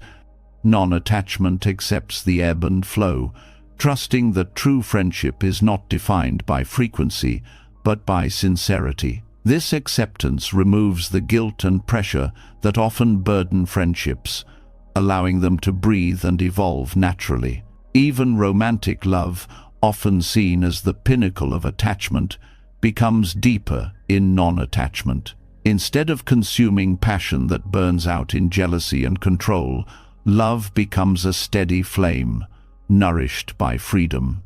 You can adore someone without needing to own them, desire them without fearing their absence, care for them without trying to control their choices. This kind of love is not weaker, it is indestructible because it is not tied to possession. Non-attachment also transforms self-love. Many people treat themselves as possessions, demanding perfection, clinging to rigid self-images. By practicing non-attachment toward ourselves, we allow space to grow and change without judgment. This self-freedom strengthens all other relationships, because the less we cling to an identity, the less we demand others to validate it. Ultimately, non-attachment in relationships teaches us that love is not about holding on, but about letting flow. It is not about security through control, but about trust through presence. It is not about permanence, but about depth in the moment. This kind of love may not look like the fairy tales of possession, but it carries a truth far more enduring. It is the love that remains even when circumstances shift, even when forms dissolve. Because it is not bound to conditions, it is rooted in freedom. To love without possessing is to love with open eyes. It is to see the fragility of life and choose to pour yourself into it anyway. It is to know that nothing lasts forever, and yet to give yourself fully in each moment. This is not lesser love, it is greater love, purified of fear and control. It is the love that heals, the love that liberates, the love that does not bind but sets free. And in this freedom, love reaches its truest form. And after discovering the freedom of loving without possession, there is still a truth that refuses to be ignored. No matter how much wisdom we gather, no matter how gently we loosen our grip, life still cuts us open. Loss still comes. Disappointment still arrives. The heart still aches. It is easy to embrace detachment when things flow smoothly, but it is in suffering that the true depth of detachment is tested. Pain is not an obstacle on the path. It is often the very doorway. For many, the lessons that books cannot teach, the moments of stillness cannot reveal, suffering itself delivers with unshakable clarity. Suffering reveals what we cling to. A broken heart exposes the way we tied our worth to another's presence. Financial loss exposes the way we built our identity around stability and success. Illness exposes the way we assumed control over the body's fate. Without suffering, these attachments remain hidden, comfortably tucked away beneath routine. But when the ground is pulled out from under us, the chains rattle loudly, and we finally see what we have been gripping all along. This is why pain becomes such a powerful teacher. It forces us to confront illusions we would rather avoid. We do not want to admit that nothing lasts. We do not want to face that we cannot control others. We do not want to accept that even the body will one day fail. Yet, when suffering arrives, these truths stand before us with undeniable force. To resist them is to multiply the pain. To accept them is to begin to awaken. It is often said in Buddhist teaching that pain is inevitable, but suffering is optional. Pain is the raw experience, loss, illness, rejection, aging. Suffering is what the mind builds around it. The resistance, the refusal, the story of why me, and this should not be happening. Detachment begins when we separate the two. Pain will arise, but suffering need not dominate us. By learning from pain, instead of resenting it, we discover the doorway into freedom. Consider grief. When someone we love dies, the pain is real and sharp. But the suffering often comes from the demand that they should still be here, that life should have given us more time, that death should have waited. This resistance to impermanence tightens the wound. Yet those who allow grief to flow, who do not resist its waves, often emerge with a deeper appreciation for life, with a gentler love, with less fear of endings. The loss did not destroy them, it reshaped them. Suffering cracked the shell of attachment and revealed a wider horizon. Suffering also humbles the ego. When life is comfortable, the ego thrives on illusions of control. We convince ourselves that we are the architects of our destiny, that we can hold everything together by sheer effort. But suffering strips away this arrogance. It shows us how fragile we are, how dependent, how interconnected. And in this humility, compassion arises. Those who have known deep suffering often carry an ability to sit with the suffering of others without judgment. Their own wounds have made them more tender.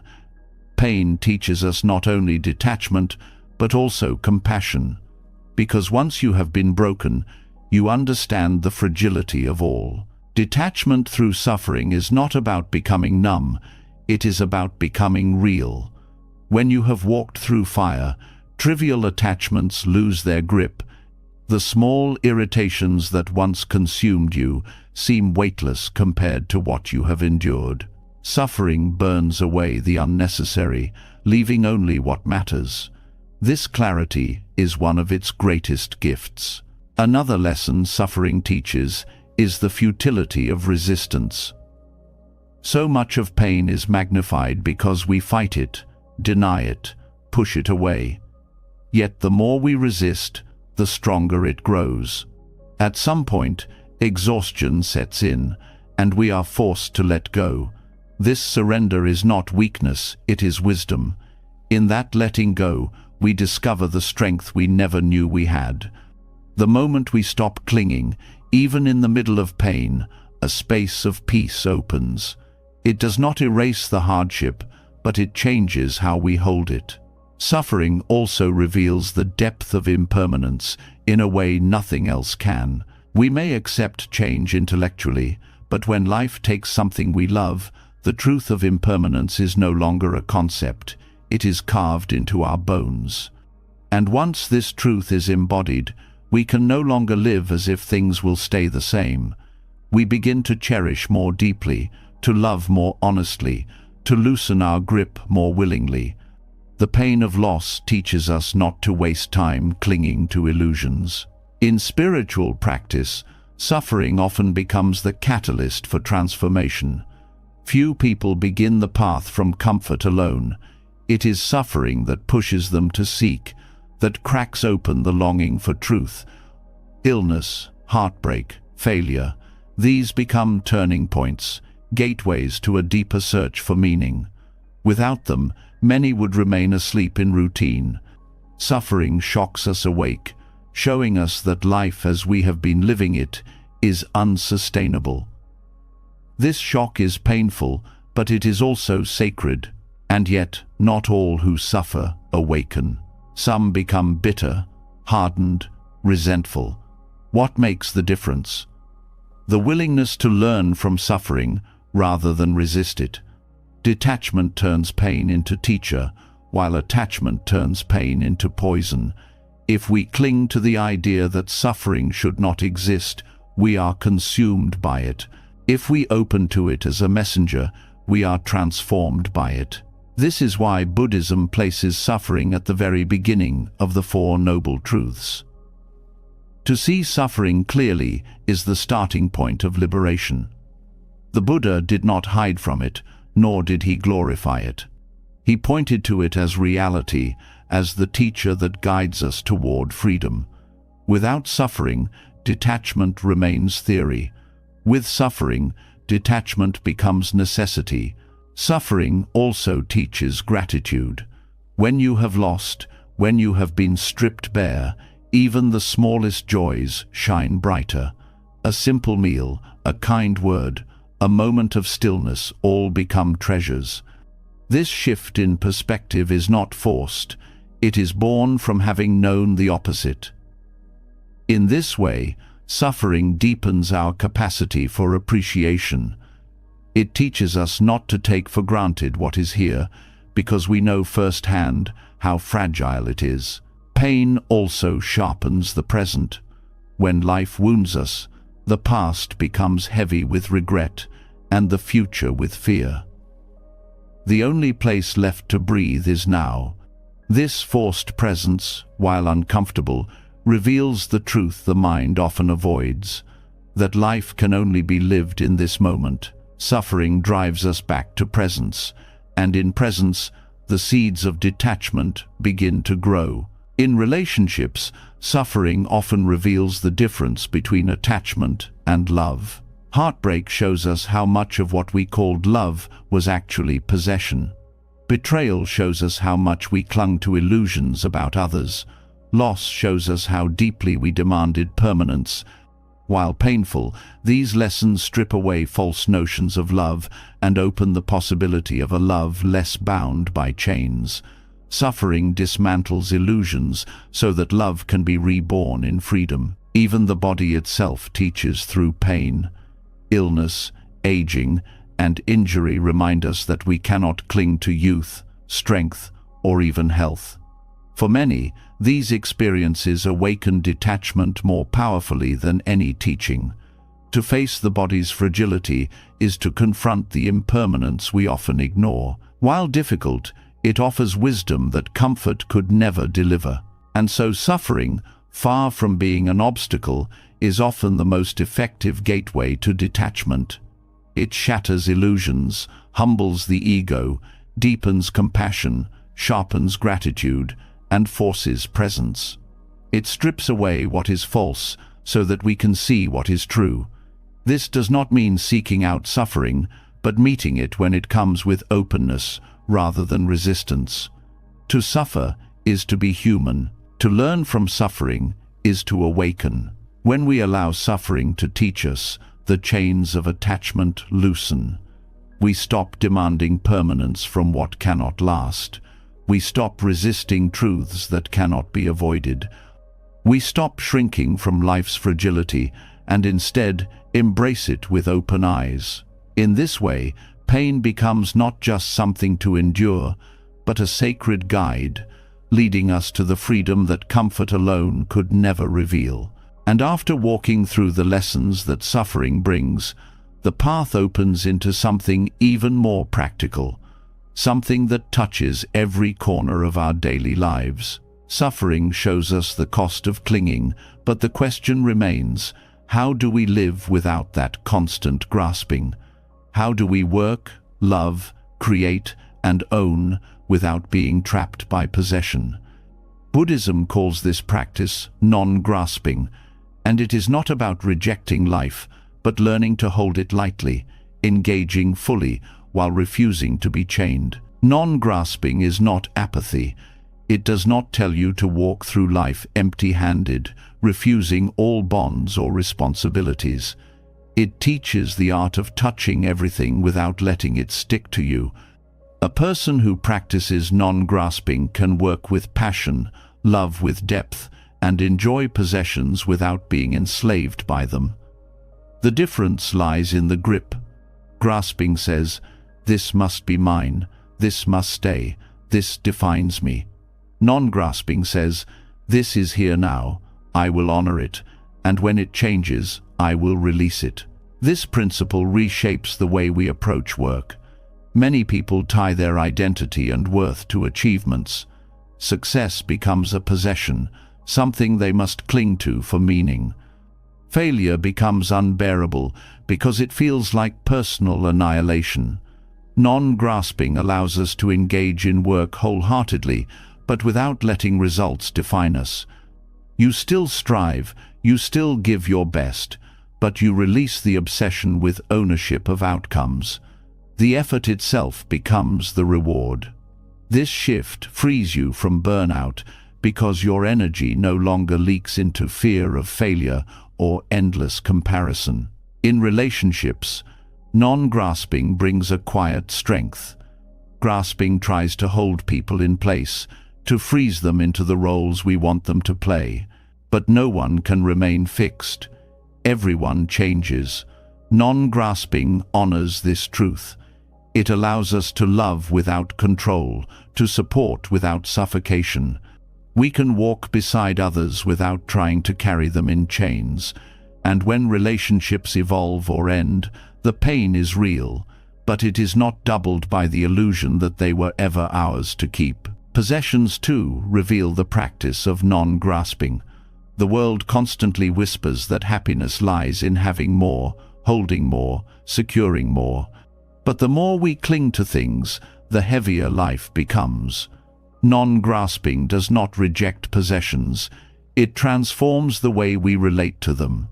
You can own a home without being owned by it, enjoy wealth without fearing its loss, use tools and technology without being enslaved by the need for the newest and best.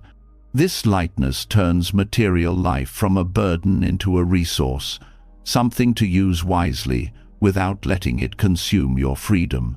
Non-grasping also reshapes how we handle change. Grasping clings to the past, replaying what once was. It clings to the future, demanding certainty. Non-grasping accepts that life is in motion.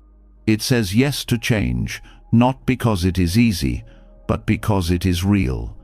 This acceptance makes us flexible.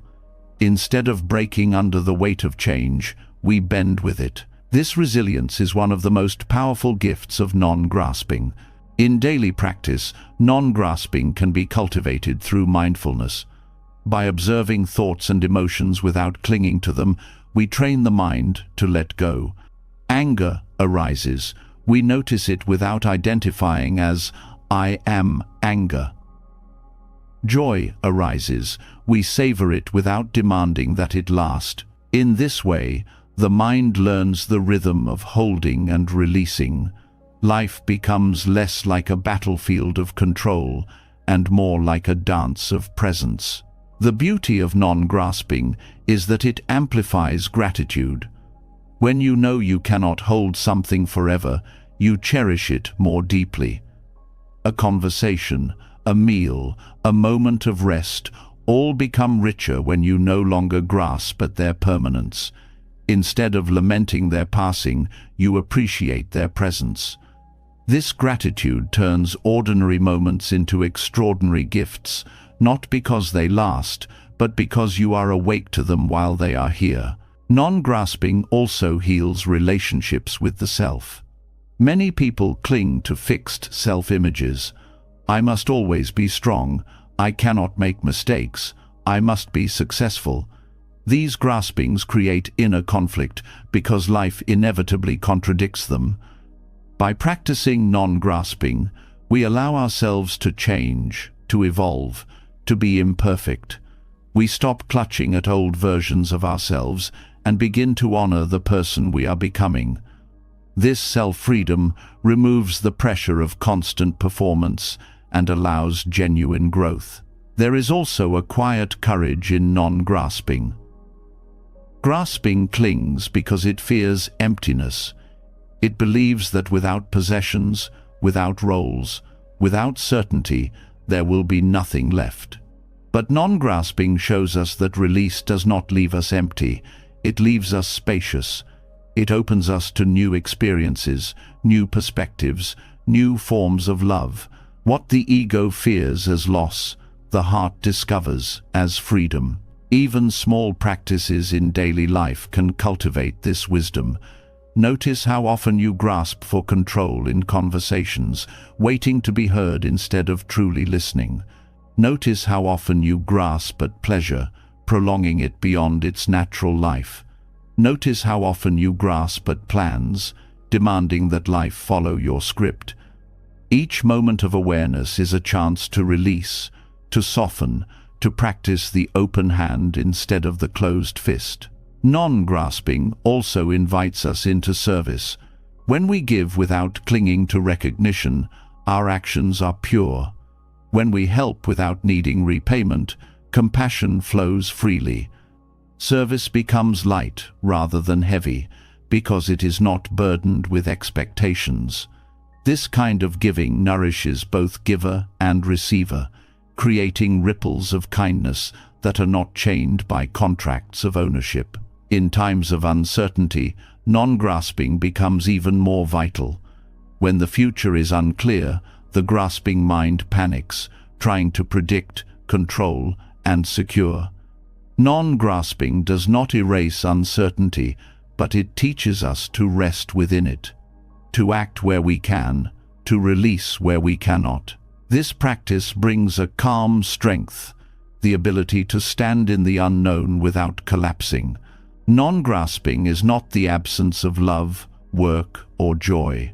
It is the presence of them without the chains of possession. It is the courage to fully engage without demanding permanence. It is the wisdom to let life flow through your hands without trying to trap it. And in this flow, life becomes lighter, clearer, freer. When lived, non-grasping turns daily life into practice. Work becomes service rather than self-obsession. Relationships become companionship rather than ownership. Possessions become tools rather than chains. The self becomes fluid rather than fixed. And in all of this, freedom arises, not freedom from life, but freedom within it. This freedom is not abstract. It is felt in the looseness of the heart, in the ease of breath, in the quiet joy that comes when you stop clinging to what was never yours to hold forever. It is the taste of release in the middle of activity, the peace of knowing that you can engage fully and still remain free. Non-grasping does not take you away from life. It gives life back to you, unburdened, spacious, and alive. And after learning to loosen the grip through non-grasping, another truth begins to surface, one that challenges how we approach effort itself. We often believe that the harder we try, the faster life will reward us. The more we push, the sooner things will fall into place. Yet, the reality we keep facing is far more paradoxical. Sometimes the more we strain, the further the outcome drifts. Sometimes the tighter we chase, the more life resists. And in contrast, when we approach with calm focus, when effort flows without desperation, doors open that struggle alone could never unlock. This paradox of effort is one of the most subtle lessons in detachment, teaching us that pushing too hard can block the very results we long for. The energy behind effort matters as much as the effort itself. Desperation carries the vibration of lack. It shouts to the world, "I do not have this yet, and I cannot be at peace until I do." That energy clings, grasps, and repels. Calm effort, however, carries the energy of trust. It says, "I will give my best, but I am not enslaved by the outcome."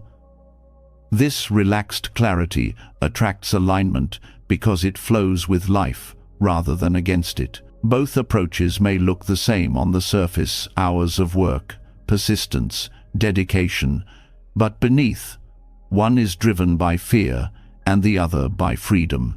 This paradox shows up clearly in relationships. Think of the times when someone pursued another with excessive intensity. The constant need for reassurance, the desperate clinging, the pressure to respond in kind, these things rarely bring closeness. Instead, they create distance. Love flourishes in space, not suffocation. Calm presence invites connection, while desperation pushes it away. The same dynamic plays out in work, in creativity, even in spiritual practice. When we grasp too tightly, we choke the flow. When we loosen, things unfold more naturally. The Buddha's teaching of the middle way points directly to this truth. Too much effort burns out the mind and body. Too little effort breeds stagnation. Balance is the key. Effort that is steady, mindful, and relaxed leads to growth, while effort that is desperate or lazy leads to suffering. The paradox is that discipline is necessary, but obsession is destructive. The art lies in applying yourself fully without chaining your peace to results. In daily life, we often confuse busyness with effectiveness. Grasping effort fills our days with endless tasks, as if constant movement will guarantee progress. Yet, this kind of effort often scatters energy, producing stress rather than results. Calm effort, on the other hand, is precise. It knows when to act, when to pause, when to step back. This clarity does not come from doing nothing, but from working without panic. Non-grasping transforms effort into skillful action. There is also a psychological truth here. Studies in performance psychology show that overthinking and pressure decrease performance. Athletes who try too hard tense their muscles and lose fluidity. Artists who obsess about perfection paralyze their creativity. Students who panic about grades often block their memory recall. In each case, desperate effort sabotages the very outcome it seeks. Detachment allows effort to remain fluid, playful, and effective. Calm effort aligns body and mind in harmony, creating the conditions for excellence without the burden of fear.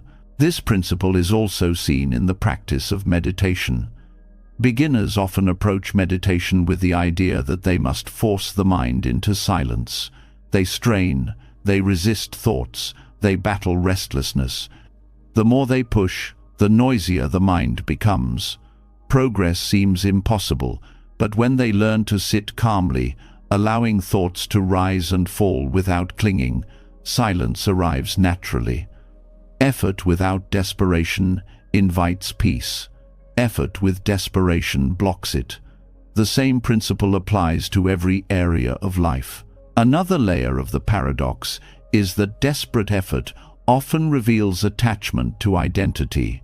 We push too hard because we want to prove something to ourselves, to others, to the world. The grasping is not just for the result, but for the image of who we will be once we achieve it. This is ego's disguise, the belief that effort must validate our worth. Detachment dissolves this illusion. It allows us to act for the sake of the action, not for the identity it promises to secure. When effort becomes pure expression rather than a grasp for validation, it becomes lighter, freer, and, ironically, more successful.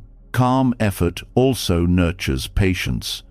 Desperation says, "I must have this now." It demands instant results and collapses when they do not arrive. Calm effort trusts timing. It recognizes that some seeds take longer to sprout, that some doors open only when conditions align. This patience is not passive, it is active perseverance without panic. It allows us to continue working steadily without the weight of frustration. This is why calm effort often outlasts desperate effort. It is sustainable because it does not burn out the spirit. In relationships with possessions, the paradox shows itself too. The more we cling to wealth or status with desperate energy, the more it slips away. We spend recklessly to prove abundance, or we hoard in fear of loss, both of which create imbalance. Calm effort in managing possessions, however, brings stability. It is the steady practice of earning, saving, giving, and enjoying without obsession. Wealth managed with calm effort supports life. Wealth clutched desperately enslaves it. The paradox also reshapes how we approach goals. Ambition driven by desperation often feels like chasing a mirage. No matter how much ground we cover, the goal seems further away. This is because we attach our happiness to reaching it. Calm effort, however, makes the journey itself meaningful. Each step becomes valuable, not just the destination. This shift removes the restless hunger that blocks fulfillment. Goals remain, but they no longer enslave us. There is a quiet confidence in calm effort. Desperation says, "If I don't force this, it will never happen." Calm effort says, "I will do my part, and I trust that life will respond in its way." This trust is not naive, it is rooted in wisdom. We control our actions, not the entire web of conditions that shape results. When we release the illusion of control, we stop wasting energy fighting what is beyond us and direct energy to what we can truly influence. This is why calm effort is powerful. It channels strength into the present rather than scattering it into fear. Even in failure, the paradox remains clear. Desperate effort sees failure as devastation because it means the outcome slipped through our grasp. Calm effort sees failure as feedback, a step on the path. This openness allows resilience. Instead of collapsing in despair, we adjust, learn, and continue. Failure, becomes teacher rather than enemy. This transformation is only possible when effort is detached from desperation. The wisdom of the paradox also reveals itself in creativity. Some of the greatest breakthroughs happen not through relentless forcing, but through letting go. Writers speak of inspiration arriving when they stop staring at the blank page. Scientists speak of insights emerging in moments of rest, not in the lab. Musicians find flow when they stop obsessing about the perfect note and simply play. Calm effort creates the conditions for inspiration to arrive because the mind is spacious enough to receive it. The paradox of effort is not about doing less, but about doing differently. It is not about laziness, but about balance. It asks us to work with presence instead of panic, to act with clarity instead of desperation. In this balance, outcomes are often better, but more importantly, peace remains regardless of the outcome. This is the essence of detachment applied to effort. And so, the lesson becomes clear. Trying too hard, fueled by grasping, pushes life away. Calm effort, rooted in trust, invites it closer. To live this way is to embody the middle way, to work, love, create, and grow without being crushed by the hunger for results. In this paradox lies freedom, the freedom to act fully while remaining free, the freedom to strive without being enslaved, the freedom to let life unfold without fear. And after seeing how effort itself can either open doors or close them depending on the spirit behind it, another question naturally arises. How do we carry this wisdom into our relationship with wealth? For money and material comfort are among the strongest attachments humans carry. We chase them with desperation, fearing scarcity, or we reject them altogether, fearing corruption. Both extremes create imbalance. The path of detachment does not demand poverty, nor does it glorify greed.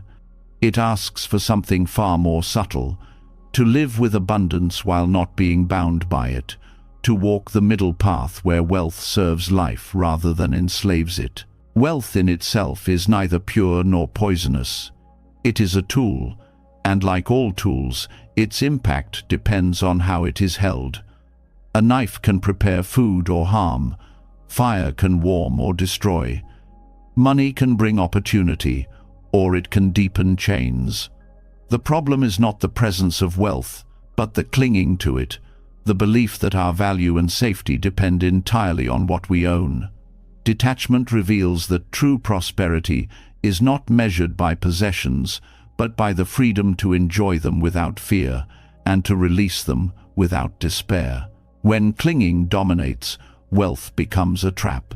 Fear of losing it creates anxiety, obsession with increasing it breeds greed, and comparison poisons satisfaction. Many live as prisoners of abundance, unable to rest despite having more than enough. Detachment dissolves these chains by shifting the question from "How much do I have?" to "How lightly can I hold what I have?" This shift transforms wealth from a burden into a blessing.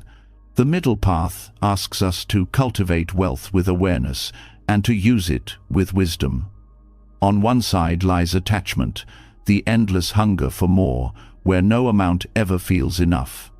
On the other side lies aversion, the rejection of wealth as corrupt, which often hides its own form of attachment, the pride of poverty, the identity of renunciation. Both are distortions. Detachment walks between them, seeing wealth neither as savior nor as enemy, but as resource. This perspective also redefines success. The world often equates prosperity with luxury, accumulation, and display. But from the view of detachment, prosperity is not about how much you own, but how free you are in your relationship with what you own. A person with modest means but no fear of loss can be more prosperous than a millionaire chained to anxiety. Abundance without detachment is fragile. Detachment turns even simple resources into wealth. Work and wealth are deeply connected, and detachment brings balance here as well. Many people sacrifice health, relationships, and peace of mind in pursuit of money, believing that once they reach a certain level, they can finally rest.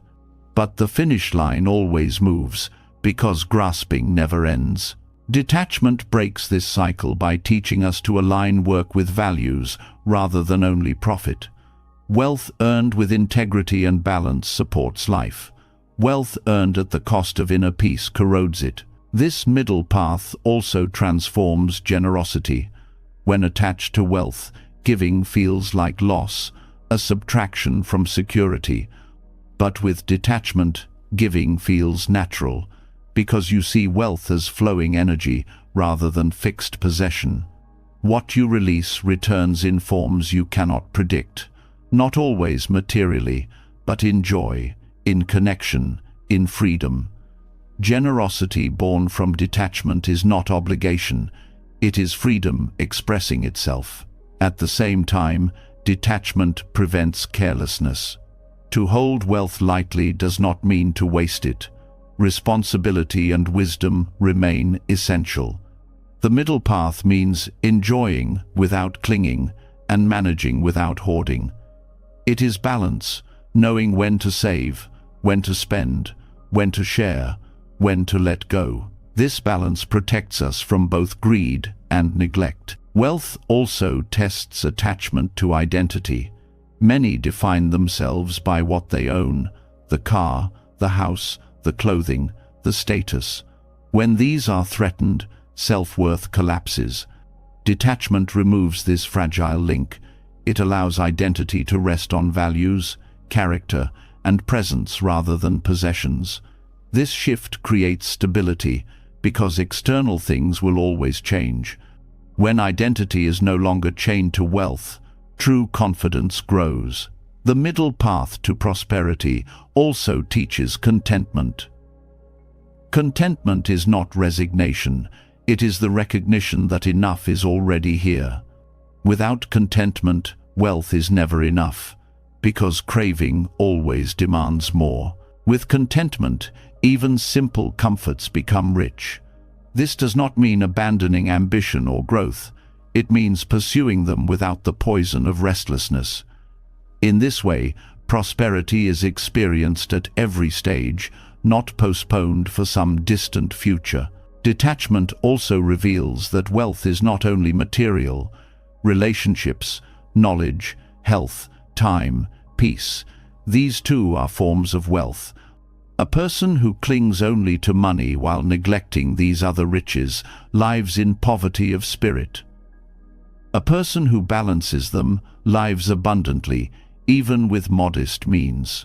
This broader understanding of prosperity protects us from the trap of reducing life to numbers. The fear of scarcity often fuels grasping.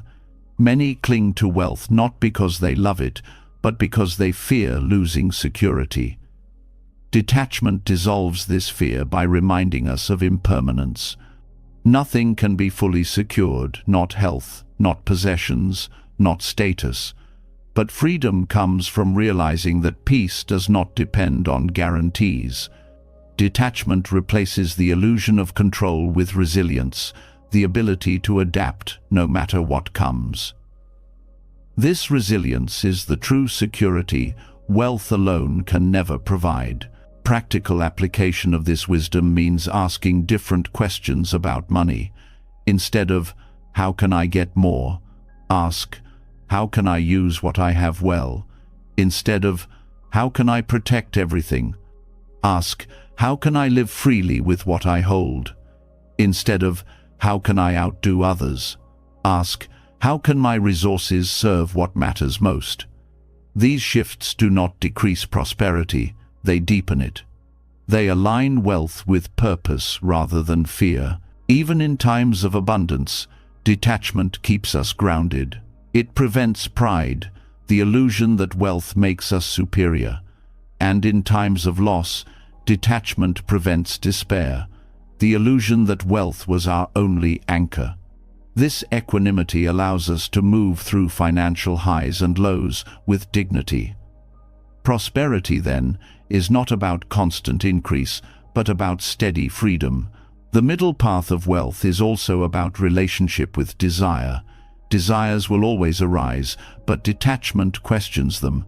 Is this a genuine need, or is it the ego chasing display? By asking this, we filter out illusions and direct resources toward what truly supports life. Wealth is no longer wasted on endless craving, and the energy of money becomes aligned with clarity. Ultimately, the middle path to prosperity teaches that wealth is best held as a servant, never as a master. It can support freedom, education, health, creativity, and compassion when guided by detachment. But when clung to as the source of identity, it enslaves. Detachment transforms wealth into tool rather than trap, blessing rather than burden. And so prosperity is not denied, but purified. It is abundance without addiction, comfort without dependence, generosity without fear, enjoyment without obsession. This is the freedom of the middle path, where wealth is welcomed but never worshipped, where it is used wisely but never clung to. In this balance, prosperity becomes not just a matter of possessions, but a state of liberation, where life itself is lived with richness that no loss can take away.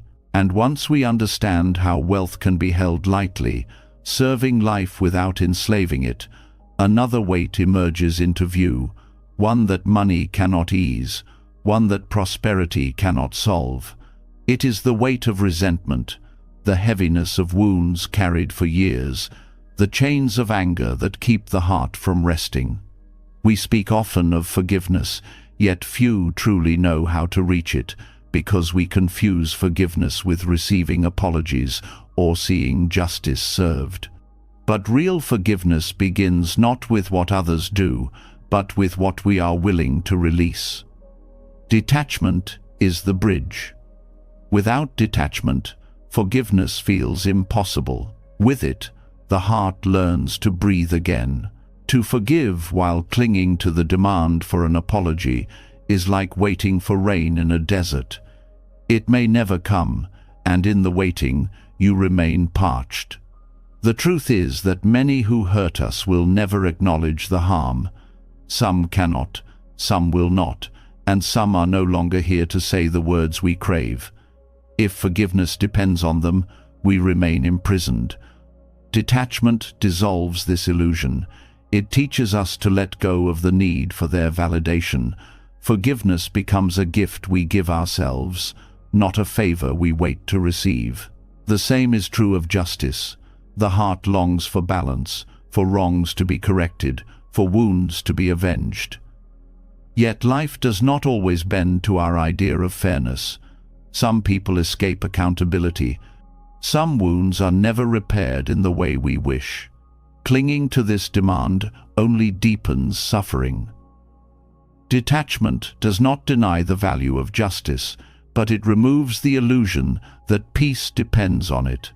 Justice may come, or it may not, but our freedom cannot be postponed until it does.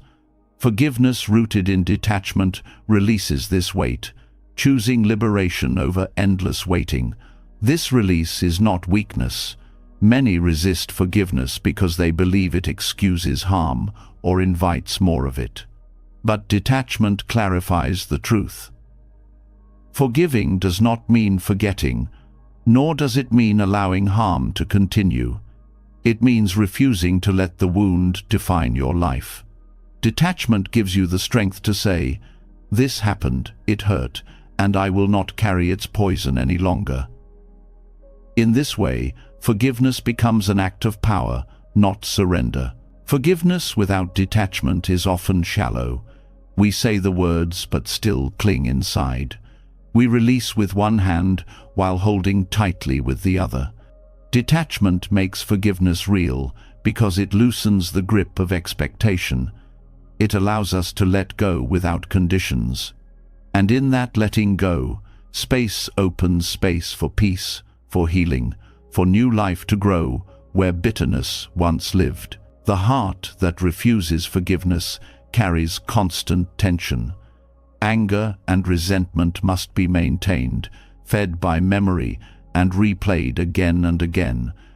This drains energy, clouds joy, and burdens every relationship. Detachment breaks the cycle. It allows the wound to be acknowledged without being endlessly nourished. Forgiveness becomes possible because you are no longer trapped in rehearsing what should have been. You accept that the past cannot be rewritten, and in that acceptance, the grip of resentment loosens. This does not happen instantly. Forgiveness through detachment often unfolds in layers. At first, the heart may resist, screaming that letting go means betrayal of your own pain. But with practice, detachment reveals that holding on is the true betrayal, the betrayal of your own freedom. Slowly, the heart begins to see that forgiveness is not a dismissal of the wound, but a refusal to be ruled by it. The wound may remain in memory, but its chains dissolve. In relationships, forgiveness through detachment allows connections to mend more authentically. When you demand an apology before you forgive, forgiveness becomes a transaction.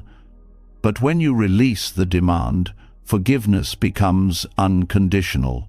It does not always mean reconciliation, but it clears the field of bitterness. This clarity allows you to decide wisely whether to continue the relationship or to let it go without hatred. Detachment ensures that the choice is not clouded by the haze of unresolved anger. Inwardly, forgiveness also transforms self-judgment. Many carry resentment toward themselves for past mistakes, choices, or failures. They replay these endlessly, unable to forgive themselves because they cling to the idea that they should have been different. Detachment here means releasing the illusion of a fixed self, recognizing that you acted with the understanding you had at that time. Forgiveness of self arises when you let go of the demand for perfection and open to growth. This is perhaps the hardest forgiveness, but also the most liberating. Detachment also deepens compassion. When we stop clinging to the image of others as permanent villains, we begin to see their humanity. We may not excuse their actions, but we recognize that their harm was born from their own ignorance, fear, or pain. This perspective does not deny responsibility. It widens understanding. Forgiveness flows more easily when we stop demanding that people be more than they were capable of at the time. Compassion is not approval, but it is a doorway to release. Forgiveness through detachment also prevents cycles of harm. When we cling to resentment, we often project it onto others, passing on the same pain we received. Detachment breaks this chain. By releasing the need for revenge, we stop the ripple of harm. The cycle ends with us. This is why forgiveness is not just personal, it is also a gift to the world. On a spiritual level, forgiveness through detachment aligns us with impermanence. The people who hurt us, the pain they caused, even the emotions tied to it, none of these are permanent. Clinging to resentment is an attempt to make the past permanent, to freeze it in place. But when we release, we align with reality. The past is gone, and we are free to live the present without its weight. This alignment brings a profound sense of peace, because we stop demanding that life be something it can never be, unchanging. Forgiveness does not mean that memory vanishes. Detachment does not erase the past, it changes our relationship to it. We remember without chains, without the sting of obsession. The memory becomes information rather than torment.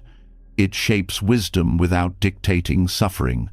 This transformation is possible only when we let go of the need for repayment.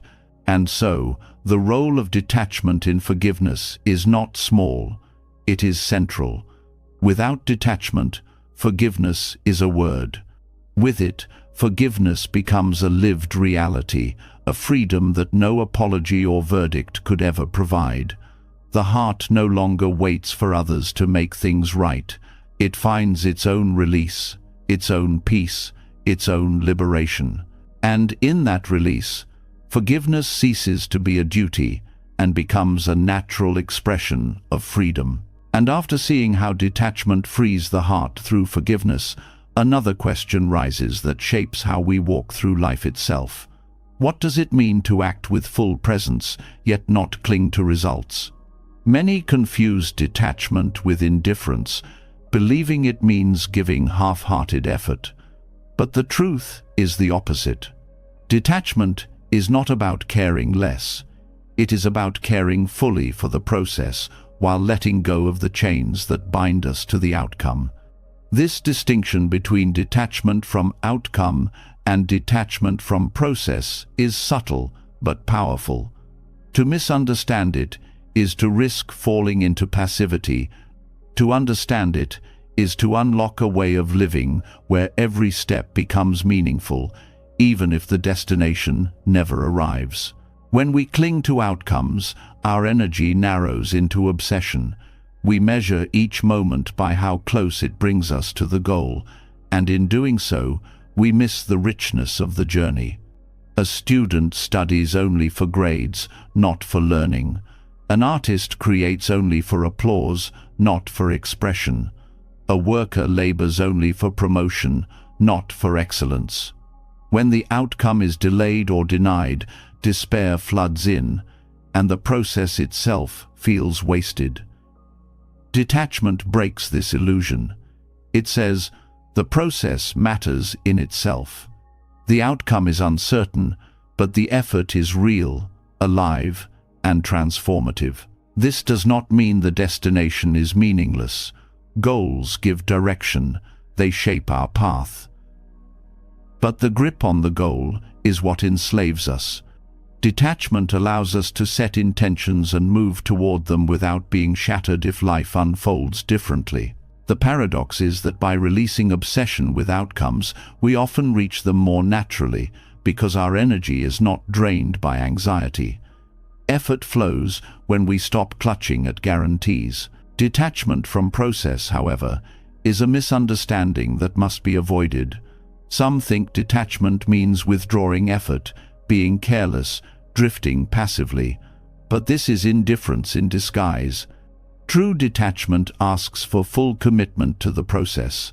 The artist must still pick up the brush. The worker must still give their craft.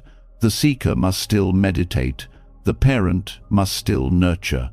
The difference is that the heart is not enslaved by what follows. You give your best, not because of what it will bring, but because the giving itself is meaningful. The Buddha taught about right effort, which is effort free from craving and aversion. This is not half effort. It is wholehearted action guided by wisdom. To be detached from the outcome is to give your full energy to the step before you, trusting that whatever follows belongs to the flow of conditions. In this way, detachment does not weaken discipline, it strengthens it. Because when you are not crushed by fear of failure, you are free to continue regardless of results. The distinction becomes clear in failure. When attached to outcomes, failure feels devastating because all effort seems wasted. But when committed to the process, failure becomes another step of growth. A runner who trains daily may not win the race, but the discipline, health, and clarity gained are victories in themselves. The outcome may slip away, but the process has already transformed them. This is the freedom of detachment, to know that nothing is wasted when the process is lived fully. It also reshapes how we view success. When chained to outcomes, success inflates the ego. We believe we are superior because results aligned with our desires. But when focused on process, success humbles us because we see that the journey itself was the teacher, and the outcome is simply one expression of many. This perspective prevents pride from distorting growth. Success becomes gratitude rather than possession. Detachment from outcomes also transforms relationships. Many enter bonds with hidden contracts. I will give love if you give it back. I will care if you stay. I will forgive if you change. These are outcome-driven conditions. When unmet, bitterness festers, but when love is rooted in process, in the act of giving without chains, relationships deepen. You love not as a trade, but as an expression of being. The outcome, whether returned or not, no longer defines the value of your love. This does not mean tolerating harm. It means that love flows freely without demanding control. The workplace, too, reveals this teaching. Attachment to outcomes often leads to burnout. Workers sacrifice health and joy chasing promotions, recognition, or financial goals. But those who commit to the process of meaningful work, solving problems, serving others, learning skills, find satisfaction even when recognition lags. Their motivation rests in the value of the work itself, not only in the prize at the end. Detachment makes work sustainable because it nourishes rather than depletes. In creativity, the principle shines brightly. The artist who paints for applause may never be satisfied, for applause fades. The writer who chases fame may collapse under rejection, but the creator who pours themselves into the process finds joy even in solitude, even in obscurity. The art itself becomes the reward. Paradoxically, such work often resonates more deeply with others because it is born from authenticity rather than desperation. This distinction also heals spiritual practice. Many approach meditation or prayer with the goal of enlightenment, peace, or visions. When these outcomes do not arrive quickly, frustration sets in. But true practice is about the process: sitting, breathing, returning to awareness. Enlightenment, if it comes, is a byproduct. The practice itself is the path. When we let go of demanding outcomes, spiritual practice becomes steady and sustainable. Detachment from outcome also cultivates patience. Clinging to results demands speed. I must arrive now. I must achieve soon. This urgency breeds tension, but when anchored in process, time loses its tyranny. Growth may take years, yet every step carries value. Patience blooms because the journey itself is fulfilling. This patience is not passive waiting, it is active presence. One of the deepest lessons here is freedom from fear. Attachment to outcomes creates constant anxiety. What if I fail? What if I never arrive? What if all effort is wasted? These fears haunt every step. But when we release the outcome, fear loosens its grip. You act boldly because failure is no longer a death sentence. The process itself has meaning, regardless of what follows. This freedom empowers risk, courage, and resilience. This principle also shifts how we teach and guide others. Parents who cling to outcomes demand that children become certain kinds of people, carry certain careers, fulfill certain dreams. This creates pressure and distance. But parents who value the process nurture curiosity, kindness, resilience. They guide children not toward fixed outcomes, but toward the capacity to walk their own path. This creates trust and authenticity in relationships. Detachment from outcomes also reveals that much of life is beyond our control. Weather, timing, other people's choices all shape results. To cling to outcomes is to demand control over what was never ours. To detach is to focus on what is ours: intention, effort, presence. This clarity brings peace because we stop fighting battles that cannot be won. And yet, this does not mean abandoning goals. Detachment from outcomes still allows vision, planning, and direction. It means holding them lightly, adjusting when life shifts, and not letting identity collapse when results differ. Goals remain, but they guide without enslaving. The focus returns to walking well, not obsessing over the horizon. Ultimately, the balance is this: surrender the destination, but honor the journey. Detachment from outcome frees us from the tyranny of results. Commitment to process ensures that life is lived with depth, integrity, and presence. Together, they create a life where effort is steady, peace is constant, and freedom is found not in reaching the end, but in walking each step with open eyes and an open heart. And after learning the delicate balance between committing to the journey and releasing the destination, another truth begins to reveal itself, one that shifts the very way we think about detachment. For much of the path, we speak of letting go, of loosening our grip on desires, identities, outcomes, and possessions. But there is a deeper layer where letting go is not the full answer. Sometimes the mind's attempt to let go is still another form of struggle, another hidden grasping in disguise.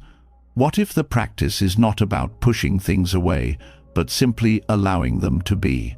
The power of let be transforms detachment into something softer, more natural, and far more sustainable. When we try too hard to let go, we create resistance. The mind says, "I should not feel this anger. I should not want this desire. I must get rid of this thought." But in that very effort, we tighten the knot. Pushing away is still clinging to the idea of how things should be. Letting be breaks this cycle. It allows emotions, desires, and thoughts to exist without judgment, without suppression, without compulsive action. Paradoxically, when we stop trying to force them away, they loosen on their own. This practice teaches us that freedom does not always come from rejection, but from acceptance. Anger, allowed to be without feeding it, eventually fades. Grief, honored without resistance, eventually softens. Desire, acknowledged without shame, eventually reveals its lesson. By letting be, we stop adding fuel to the fire.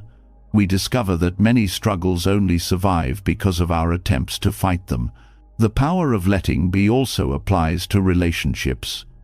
We often approach others with the subtle demand that they change, that they align with our preferences, that they fulfill the image we hold of them. This creates constant friction. But when we allow people to be who they are, without forcing them into our mold, relationships breathe more freely. This does not mean tolerating harm or abandoning boundaries.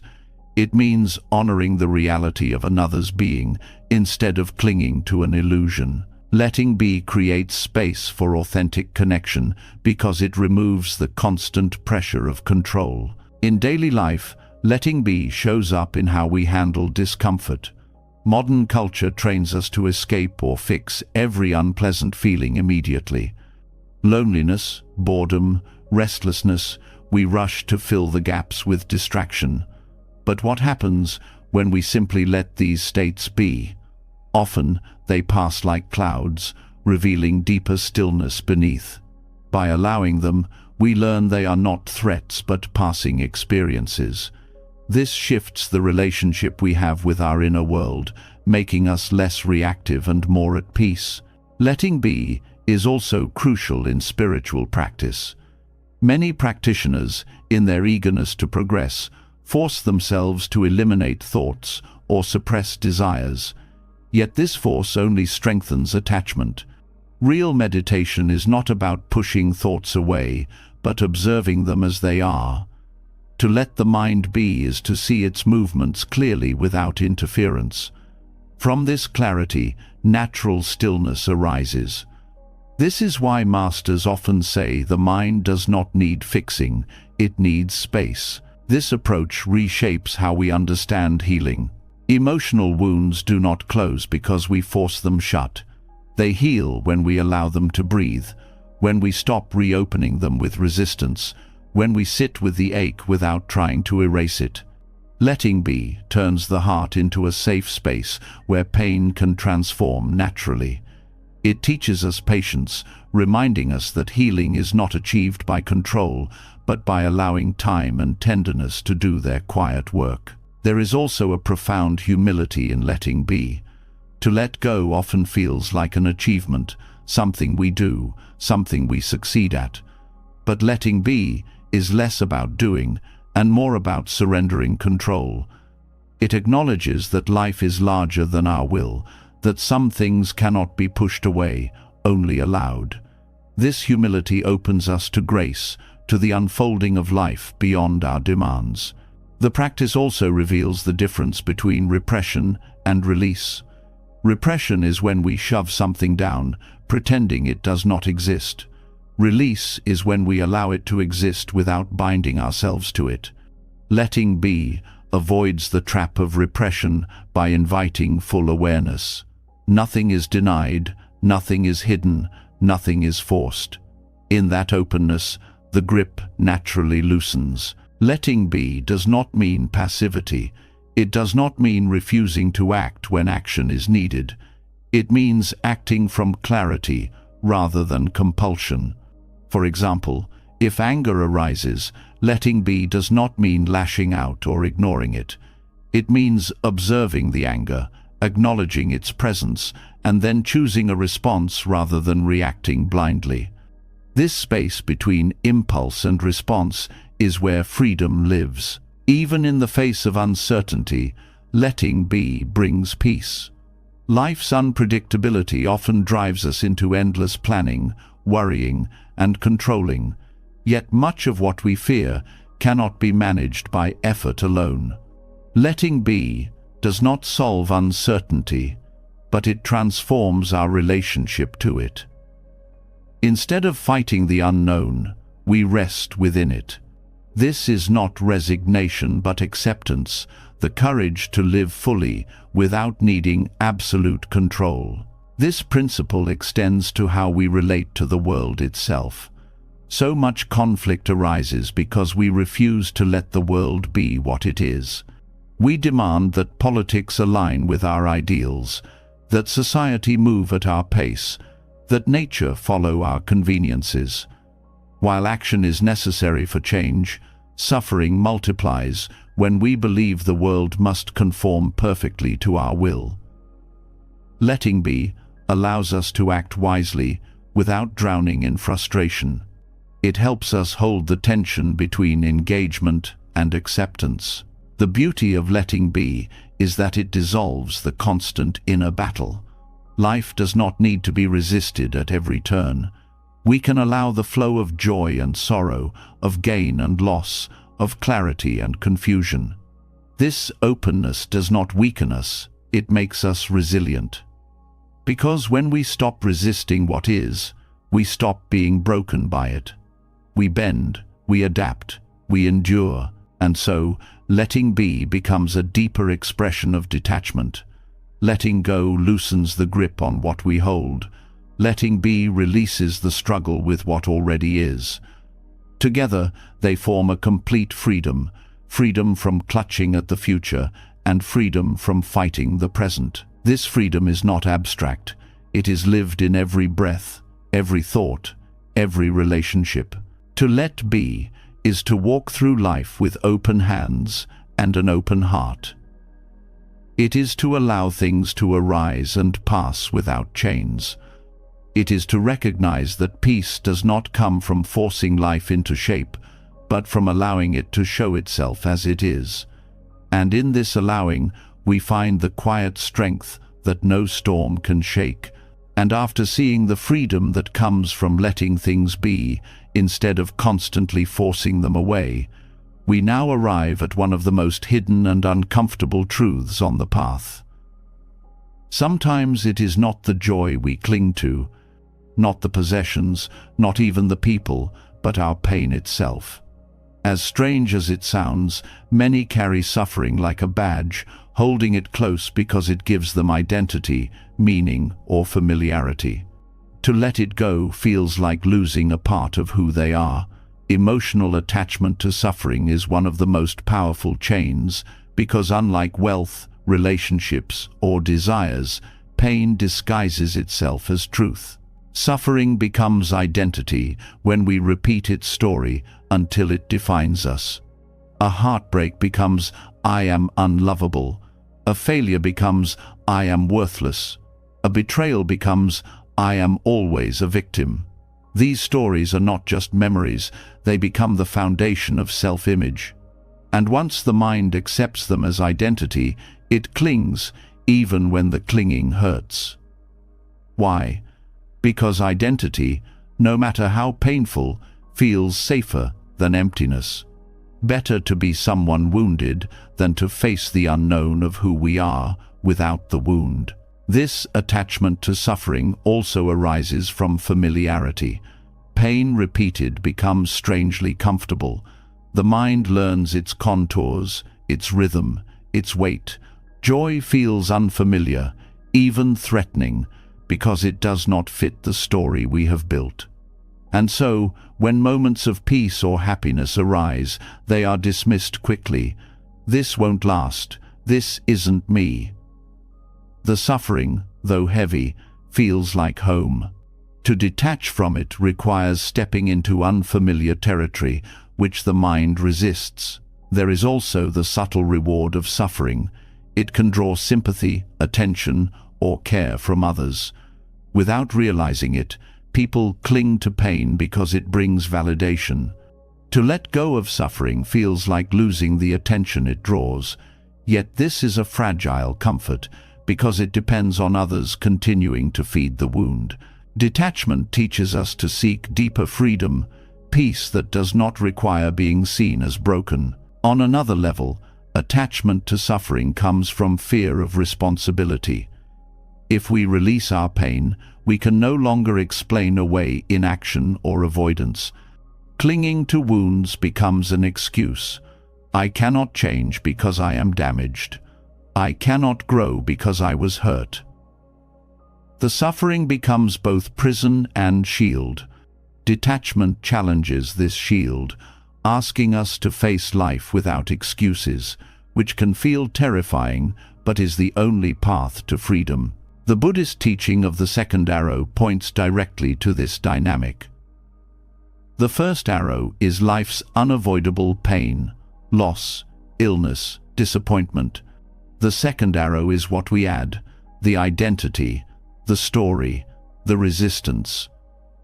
We cannot always avoid the first arrow, but the second is self-inflicted, and yet many cling to the second arrow as if it were essential. Detachment from suffering means dropping the second arrow, refusing to define ourselves by the wound. This practice requires courage. To release attachment to suffering means stepping into the unknown of who we are without it. It means risking new joy, new connection, new identity. It means admitting that pain is not the core of who we are, but a passing state. For many, this feels like death, because the ego is deeply invested in being the one who suffers.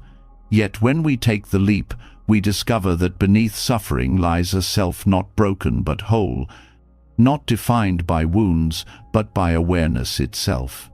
In relationships, attachment to suffering often manifests as cycles of conflict. Two people repeat the same arguments, not because they want the pain, but because the pain confirms their story. One may cling to the identity of being ignored, the other to the identity of being attacked. Both are attached to roles born of suffering. Only when they release these roles can the cycle break. This release does not erase history, but frees them from repeating it endlessly. In personal growth, attachment to suffering blocks progress. We may start to meditate or heal, but when peace arises, the mind pulls back. This is too strange. This is not who I am. Growth feels like betrayal of the suffering self. Detachment here means trusting the unfamiliar, allowing peace to stay without sabotaging it. It means daring to become someone beyond the old wounds. Even society reinforces attachment to suffering. Many cultures glorify victimhood or martyrdom, rewarding those who display pain while dismissing those who move beyond it. This creates pressure to cling to suffering as proof of authenticity. But true authenticity does not lie in endlessly displaying wounds. It lies in living fully beyond them.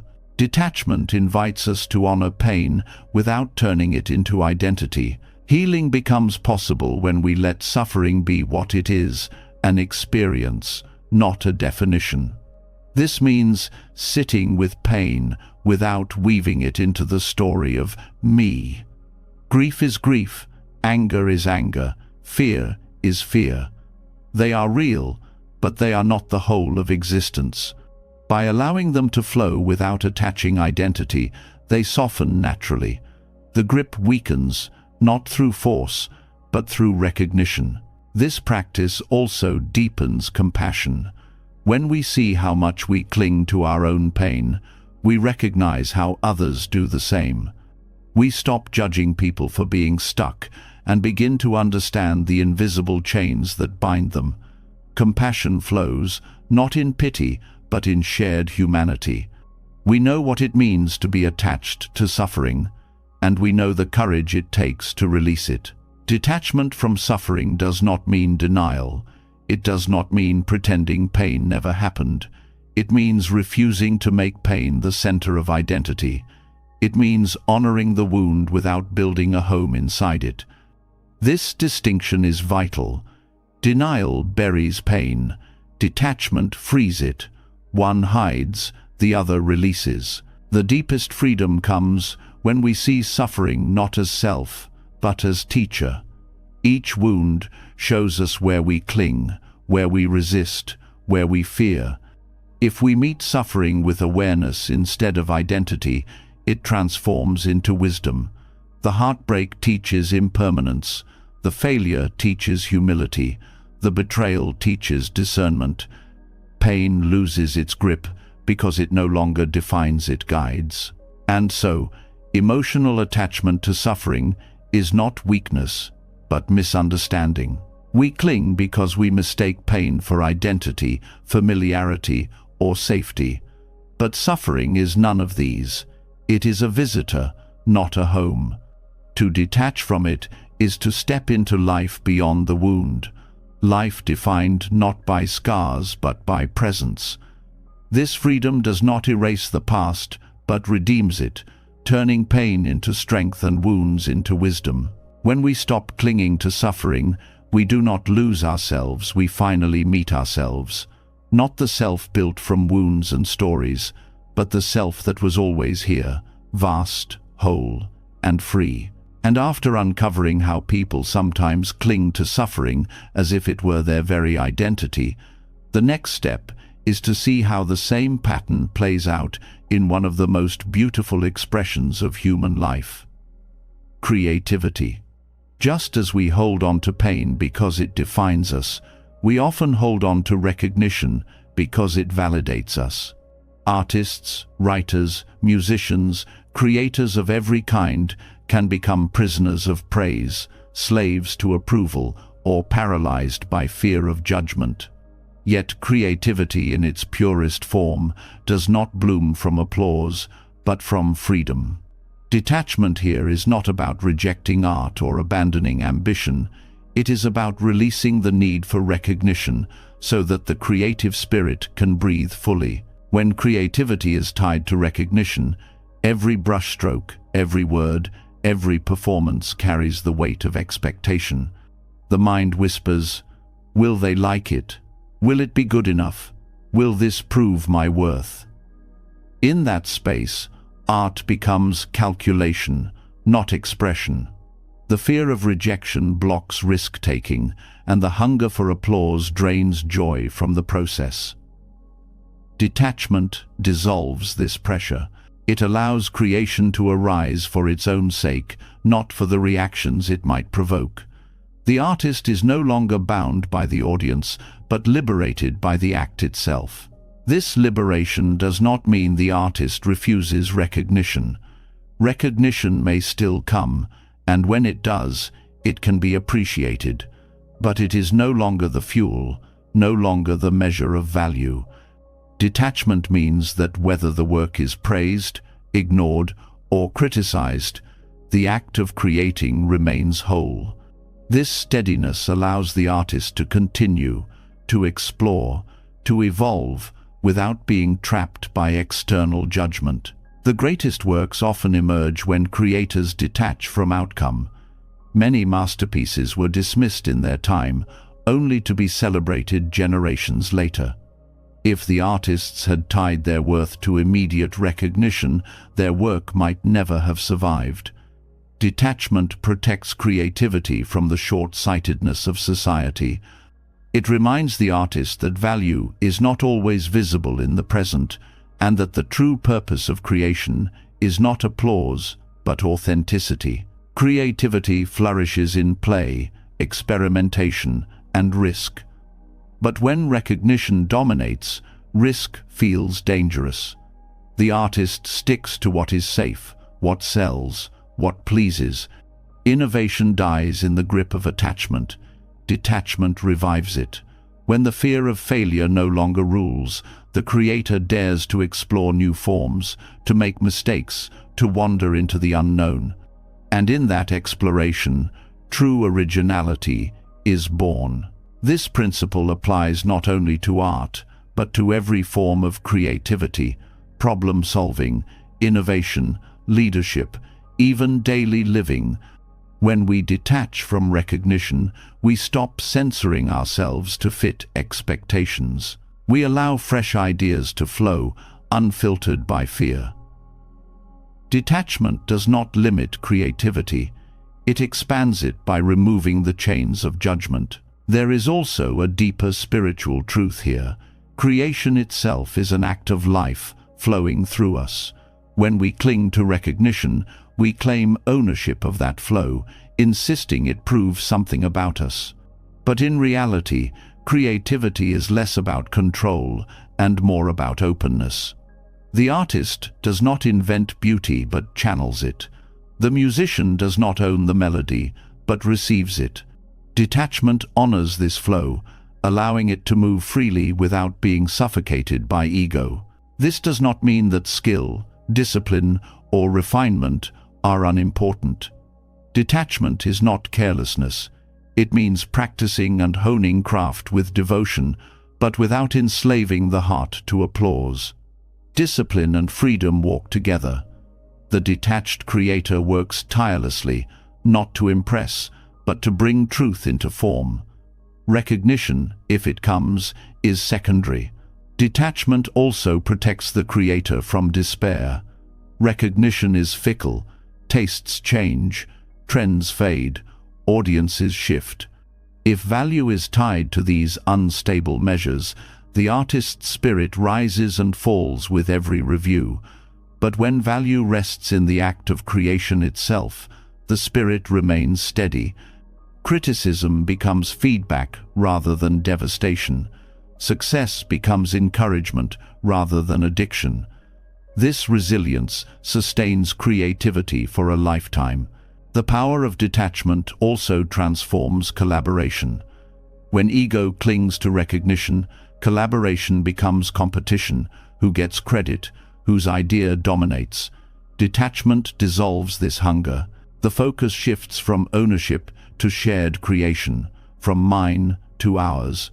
In this openness, collaboration becomes richer, blending diverse perspectives into something greater than any individual could achieve. For many, the deepest fear in creativity is not failure, but invisibility, that their work will go unnoticed, forgotten, lost. Detachment addresses this fear directly. It says, the act itself was already complete, already meaningful, regardless of who sees it. The flower does not bloom only if someone watches. It blooms because blooming is its nature. The detached artist creates in the same way, offering their work as an expression of life itself, not a plea for attention. This shift also heals perfectionism. Perfectionism is attachment disguised as discipline, the desperate need for the work to be flawless so that recognition is guaranteed. But perfectionism suffocates creativity, leading to endless editing, hesitation, or abandonment. Detachment allows imperfection, not as laziness, but as honesty. Life itself is imperfect, and art that reflects this carries authenticity. By releasing the demand for flawless recognition, the artist allows the work to live. Creativity also teaches detachment in return. Every creation, once released into the world, takes on a life of its own. Readers interpret books differently than writers intended. Listeners hear songs through the filter of their own experiences. Audiences project meanings the creator never imagined. To cling to total control is futile. Detachment honors this truth, allowing the work to belong to the world rather than clinging to how it should be received. In practice, cultivating detachment in creativity means returning to presence. To write, paint, play, build not for tomorrow's applause, but for today's act. To enter the flow where time dissolves and the self disappears. In these moments, recognition does not matter. The process itself is fulfillment. This presence is the heart of creative freedom, and so, detachment in creativity is not the end of ambition but its purification. It refines the motivation behind art, shifting it from ego to expression, from fear to freedom. It protects against the poison of recognition without denying its sweetness. It sustains the creative spirit through failure, success, obscurity, and change. It allows art to be what it was always meant to be, a celebration of being alive, unbound by the chains of applause. To create without fear is to return to the innocence of childhood play, where building, drawing, or singing was done for the joy of it, not for validation. Detachment restores this innocence in adult form. It is the freedom to risk, to explore, to share, without being broken by silence or inflated by praise. This is why artists flourish when they release attachment to recognition, because they finally return to the source of creativity itself, the unfiltered, unstoppable flow of life. And after seeing how creativity expands when freed from the chains of recognition, we begin to notice another form of attachment that is far less visible, but perhaps even more powerful. It does not live in possessions, relationships, or even achievements. It lives in the mind itself. We cling not only to things, but to ideas and beliefs. These invisible attachments are some of the hardest to release because they disguise themselves as truth. We do not say, "This is my belief, and I cling to it." We say, "This is how things are." Rigidity of thought closes the door to wisdom because it leaves no space for new understanding. Attachment to ideas offers the illusion of safety. Beliefs give structure, identity, and stability in a world that constantly changes. They tell us who we are, who others are, and how life should unfold. Yet when we grip them tightly, we become blind to perspectives that do not fit. We dismiss anything that threatens our mental structure, not because it is false, but because it is unfamiliar. Detachment from beliefs does not mean abandoning values or drifting in confusion.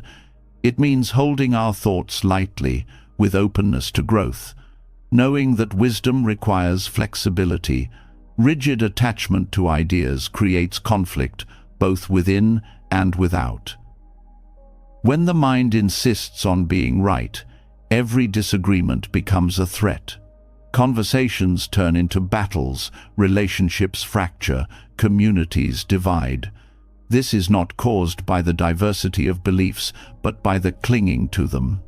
Detachment allows us to engage in dialogue with humility, to listen without fear, to change when new truth is revealed. Openness does not weaken conviction, it strengthens wisdom, because it roots our understanding in reality rather than ego. On a personal level, attachment to beliefs often blocks transformation. Someone may believe, "I am not creative," or "I will never change," or "people cannot be trusted." These thoughts become invisible chains, shaping behavior and limiting possibility. When life offers evidence to the contrary, the mind rejects it, because clinging to the belief feels safer than questioning it. Detachment invites us to step back and ask, is this thought serving me or binding me? In that space, growth becomes possible. Beliefs also shape identity, and identity resists change. A person may cling to being the rational one, or the victim, or the achiever. These labels offer certainty, but at a cost, they prevent us from seeing the fullness of our being. Life is not static, yet identity chained to belief tries to freeze it. Detachment loosens these labels, allowing us to evolve without betraying ourselves. We discover that we are more than any single story. This attachment is especially powerful in spiritual practice. Many cling to beliefs about enlightenment, morality, or tradition, turning them into dogma.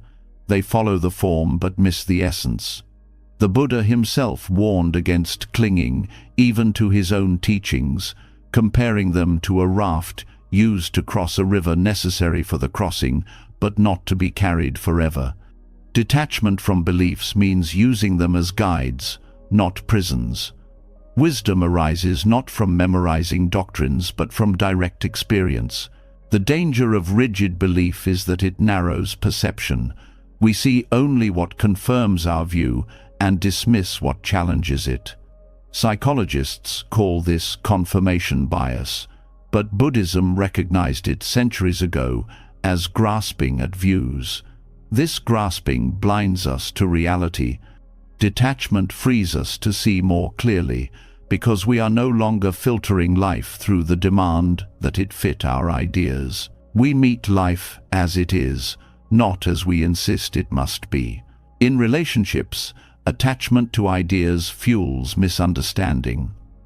Partners may cling to beliefs about roles: who should provide, who should nurture, who should lead. These beliefs, when rigid, suffocate connection. But when both allow openness, roles can shift naturally with circumstances. Detachment makes relationships flexible, responsive, alive. Without it, they become rigid performances of outdated ideas. In society, clinging to ideology has caused wars, oppression, and division. When groups cling so tightly to beliefs that they dehumanize others, wisdom disappears. Detachment here does not mean abandoning principles of justice or compassion, but holding even our most cherished views with humility. It means recognizing that no single belief system captures the whole of truth. This humility is the soil in which peace can grow. Detachment from beliefs also nurtures curiosity. When we are not afraid to be wrong, we ask questions more freely. We explore without fear of contradiction. Curiosity is the seed of wisdom, and it withers in the soil of rigid belief. By letting go of the need to defend every thought, we become students of life again, open to wonder, open to surprise. This practice does not leave us adrift. Detachment does not strip us of values or direction, it refines them. Instead of clinging to beliefs as absolute, we test them against experience, adjusting when needed.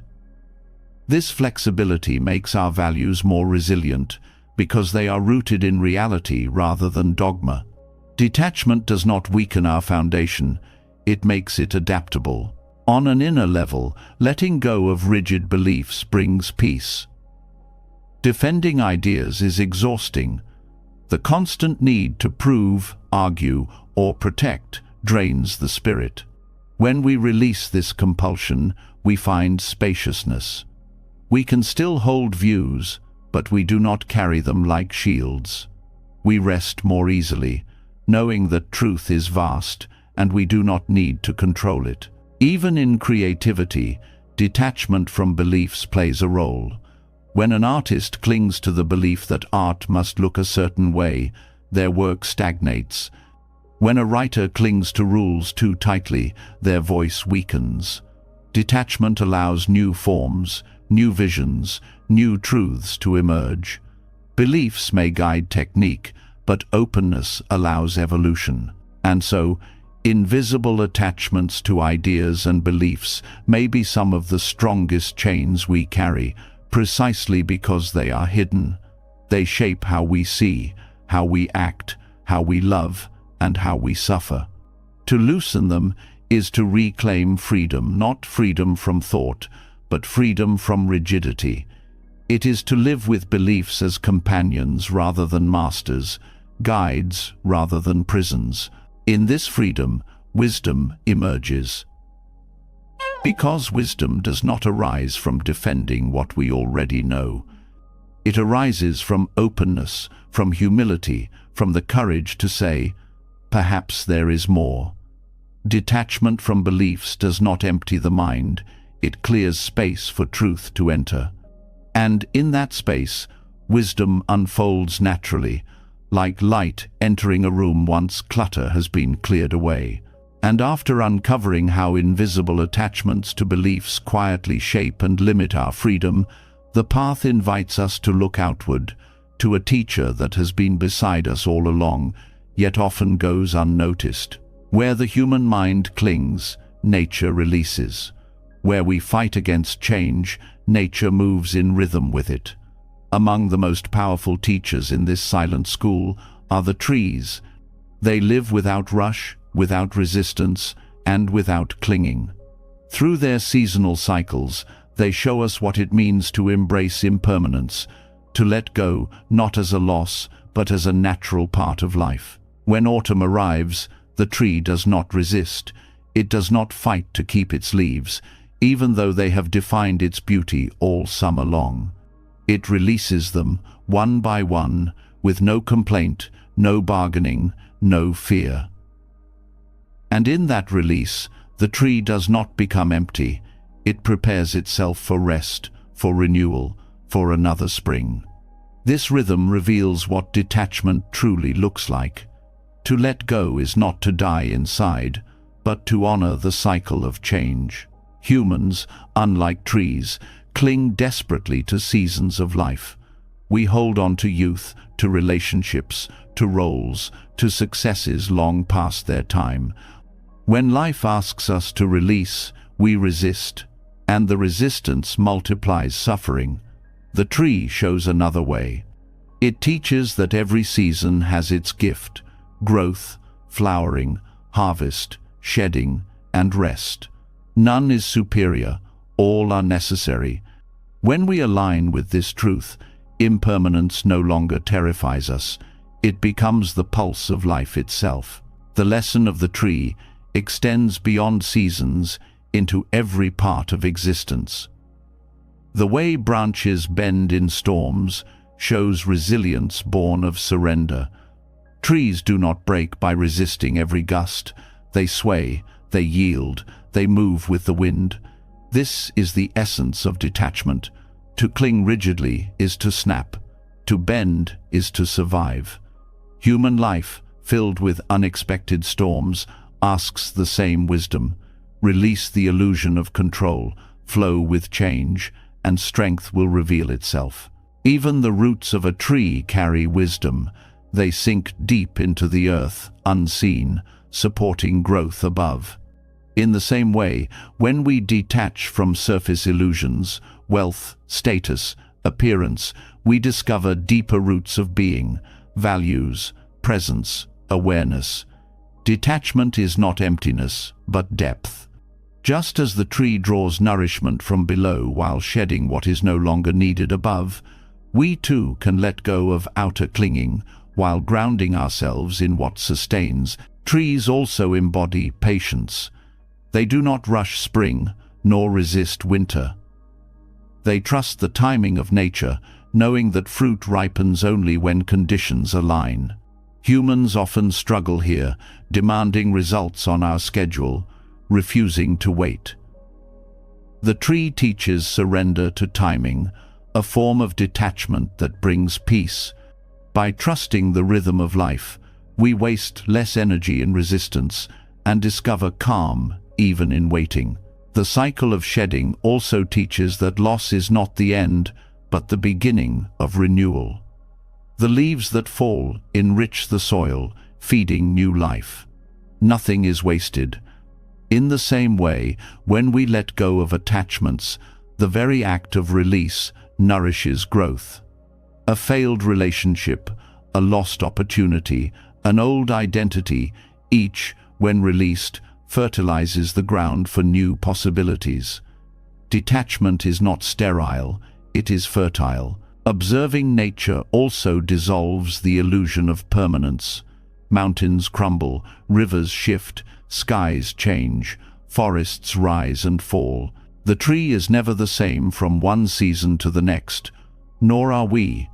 Yet, in our clinging, we demand constancy. Detachment is the practice of aligning ourselves with what nature already lives. Change is not a threat, but the essence of existence. The tree also shows us humility. It does not cling to recognition when in full bloom, nor collapse in despair when bare. Its worth is not tied to appearance. Each phase is lived fully, without shame. This humility is a form of detachment from image, a reminder that our value does not depend on constant flowering. To be bare in winter is as sacred as to be lush in summer. In our modern lives, where speed and accumulation dominate, the wisdom of the tree feels radical. We chase growth without pause, success without rest, youth without aging. But the tree thrives because it honors rest as much as action. It knows that winter's stillness is as vital as summer's abundance. Detachment from constant productivity allows us to rest without guilt, to see pauses not as failures, but as preparation for renewal. The metaphor extends to relationships. Leaves fall not because the tree hates them, but because their time is complete.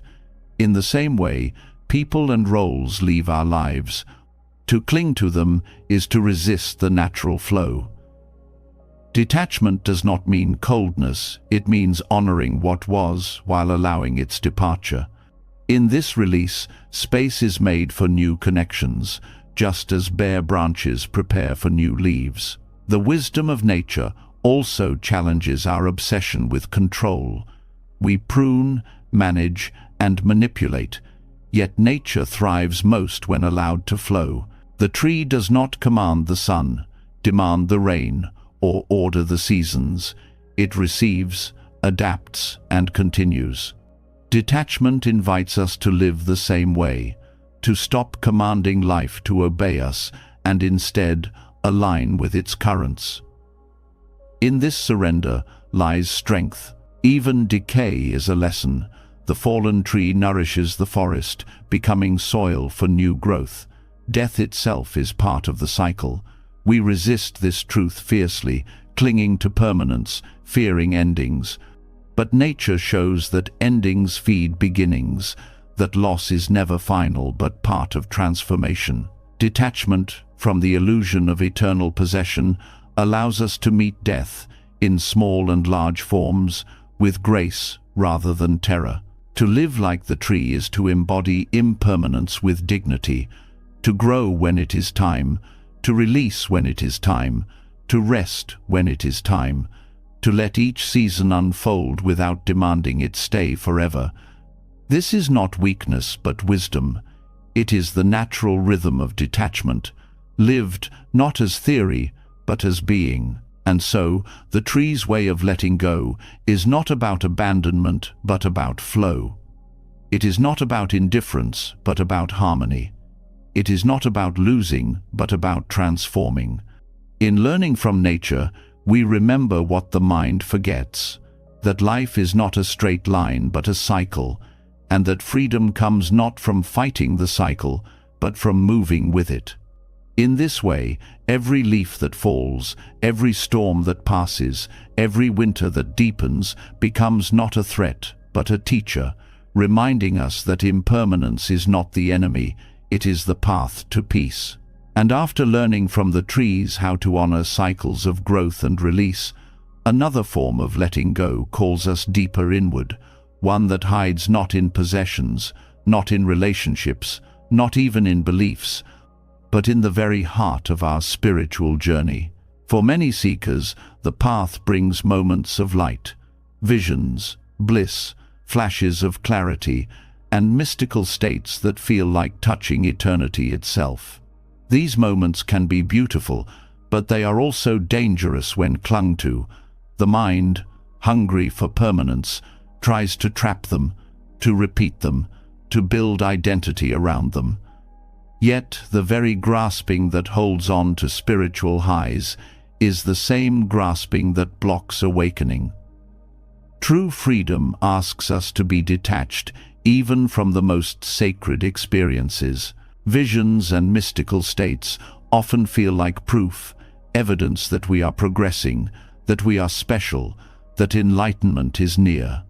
But clinging to these states is like stopping halfway up a mountain to admire the view, believing you have reached the summit.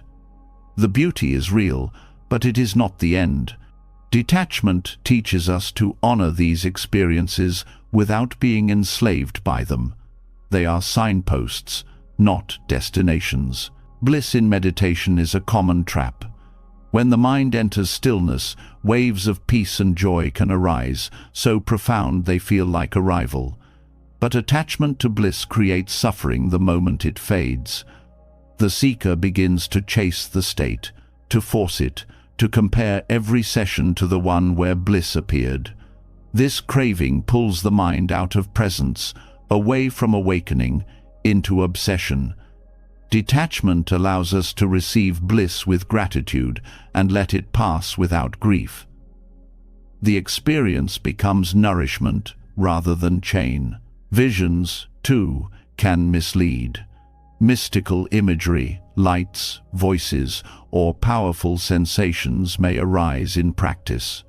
They can inspire, but they can also inflate the ego. I have seen what others have not. I am chosen. I am advanced. This identity clinging is subtle but potent, turning spiritual practice into another form of possession. Detachment reminds us that visions are not the goal. They are like dreams, sometimes meaningful, sometimes random, always passing. The awakened heart rests not in what is seen, but in the clarity that sees. Even profound awakenings can become prisons if grasped. A single moment of insight, when clung to, turns into nostalgia or dogma. That was it. I must get it back. But awakening is not about returning to a moment. It is about living in the truth that every moment is impermanent. To cling to a past awakening is to miss the living presence of now. Detachment frees us from chasing ghosts of enlightenment, allowing continuous unfolding rather than fixation.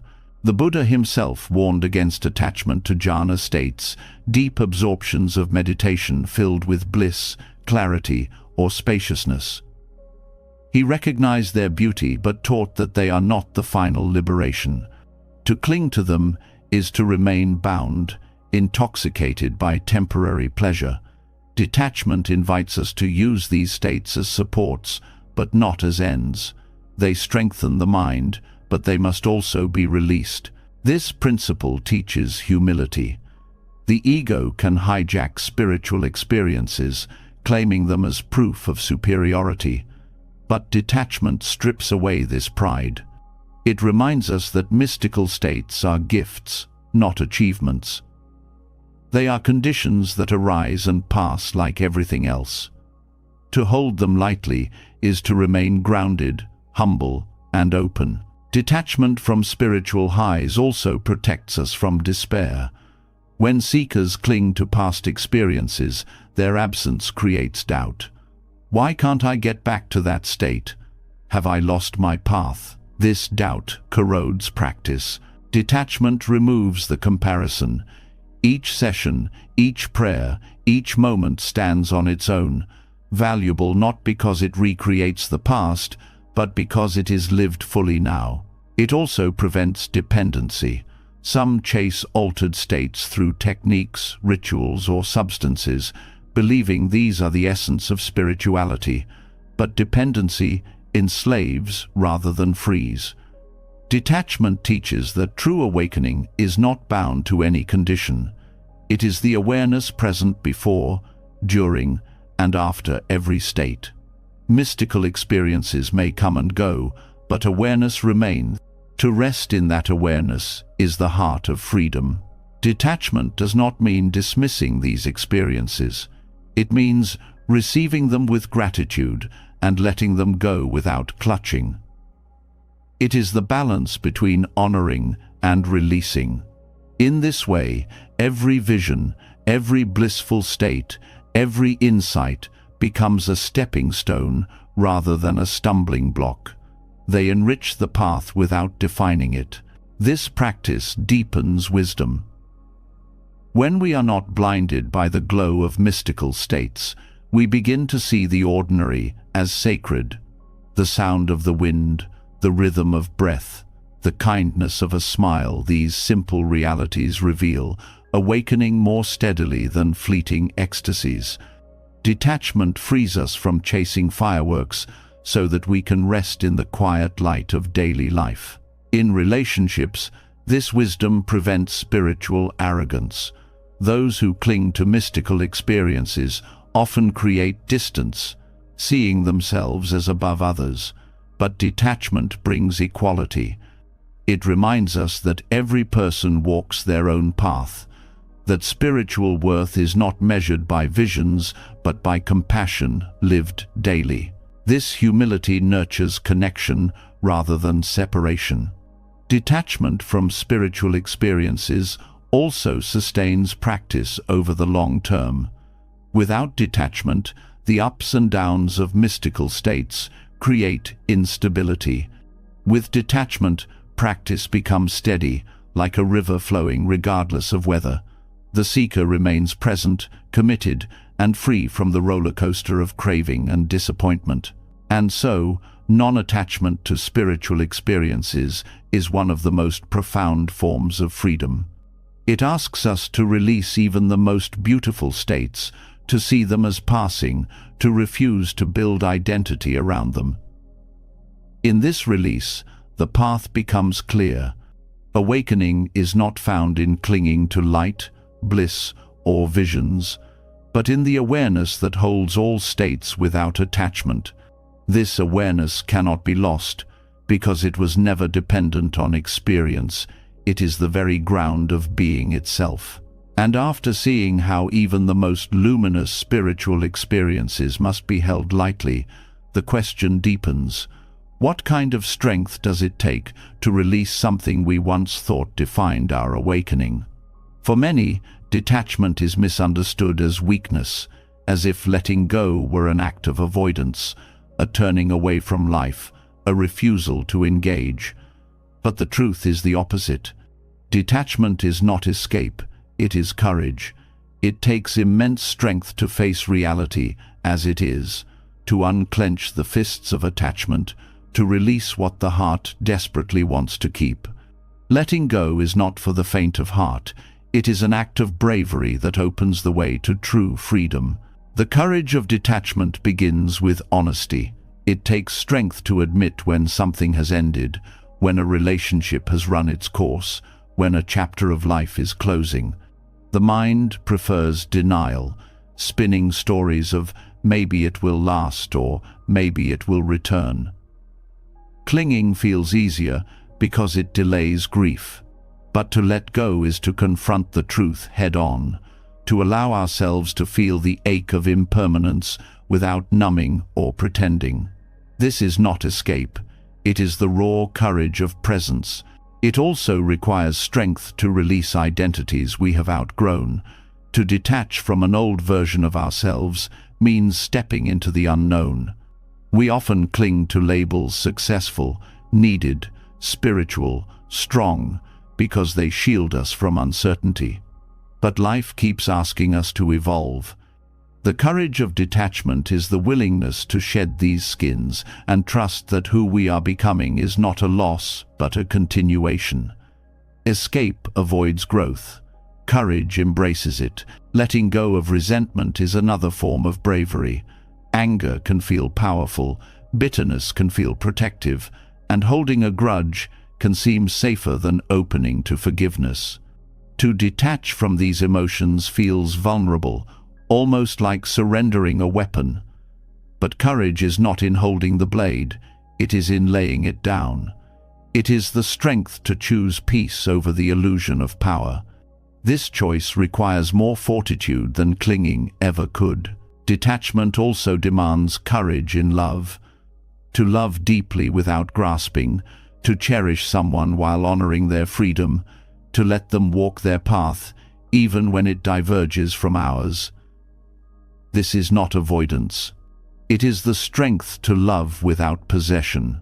Many think courage is holding on tightly, but the greater courage is to open your hand and still love fully, knowing that nothing is guaranteed.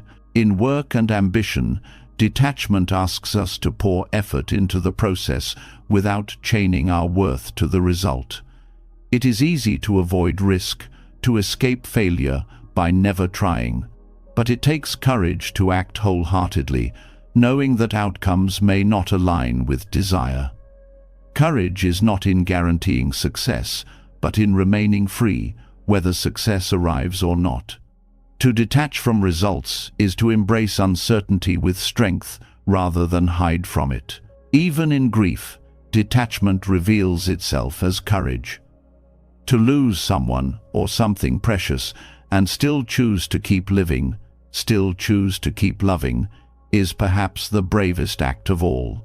Escape numbs, courage feels. Escape hides, courage faces. Detachment in grief does not mean coldness, but the strength to walk with sorrow without being consumed. It is the heart's way of saying, "This hurts, and yet I will not close myself to life." Detachment also takes courage because it challenges society's expectations. The world often equates clinging with loyalty, possession with love, accumulation with success. To detach is to move against these currents, to live with open hands in a world of clenched fists. This requires not only inner strength, but resilience against judgment and misunderstanding. Detachment is not passive resignation, it is active resistance to illusions that enslave. The courage of detachment is not loud or dramatic. It is quiet, steady, often invisible. It shows itself in the person who chooses peace instead of revenge, who releases a dream that no longer serves, who forgives without apology, who accepts endings without bitterness. These acts do not look grand on the surface, but they are profound expressions of strength. This courage is rooted in trust. To let go requires faith that life will continue to unfold, that something new will arise, that emptiness will not destroy us but make space for growth. Fear says, "If I release, I will be left with nothing." Courage says, "If I release, I will be free to receive." This trust is not naive, it is born from experience, from seeing again and again that life does not end at loss but transforms. On the spiritual path, detachment as courage is essential. Awakening is not about escaping the world, but seeing it clearly.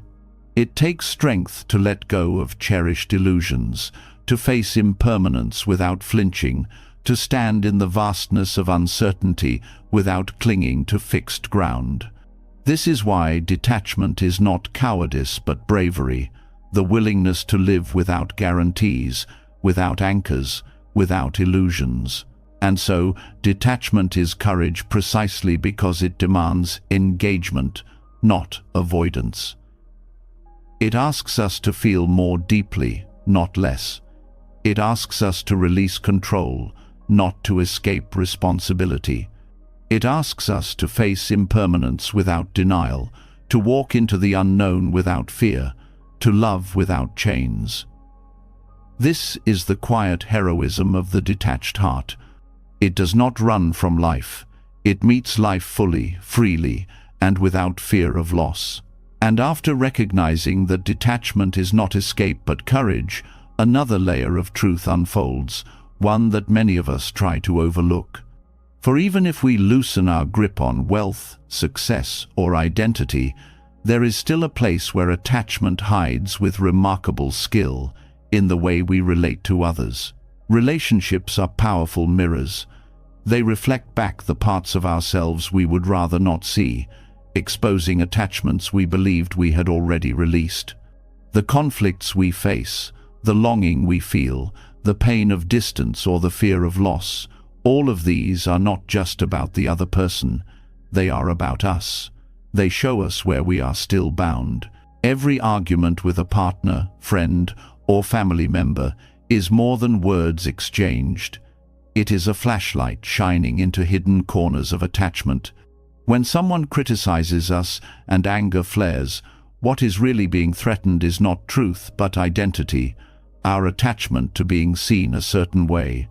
When jealousy rises, it is not only about the other person's actions, but our own clinging to possession and fear of loss. These emotional responses reveal the places where freedom has not yet been realized. Longing works the same way. When we feel desperate for someone's attention, approval, or love, the intensity often masks a deeper attachment, perhaps the belief that our worth depends on being wanted, or that security only exists when others stay close. The other person becomes a mirror for our own insecurity, reflecting back the chain we have placed on ourselves. Without relationships, these attachments might remain invisible, but with them, the truth is revealed with clarity that cannot be ignored. The Buddha often emphasized that relationships are fertile ground for awakening because they constantly test our illusions. Alone, it is easy to believe we are detached, but in the presence of others, our hidden grasping emerges. This is why conflict, far from being a sign of failure, can be a profound teacher. Each clash of ego against ego gives us a chance to ask, what am I clinging to right now? What story about myself or the other am I refusing to release? Relationships also reveal attachment through expectations. We build silent contracts. If I give you love, you must give it back.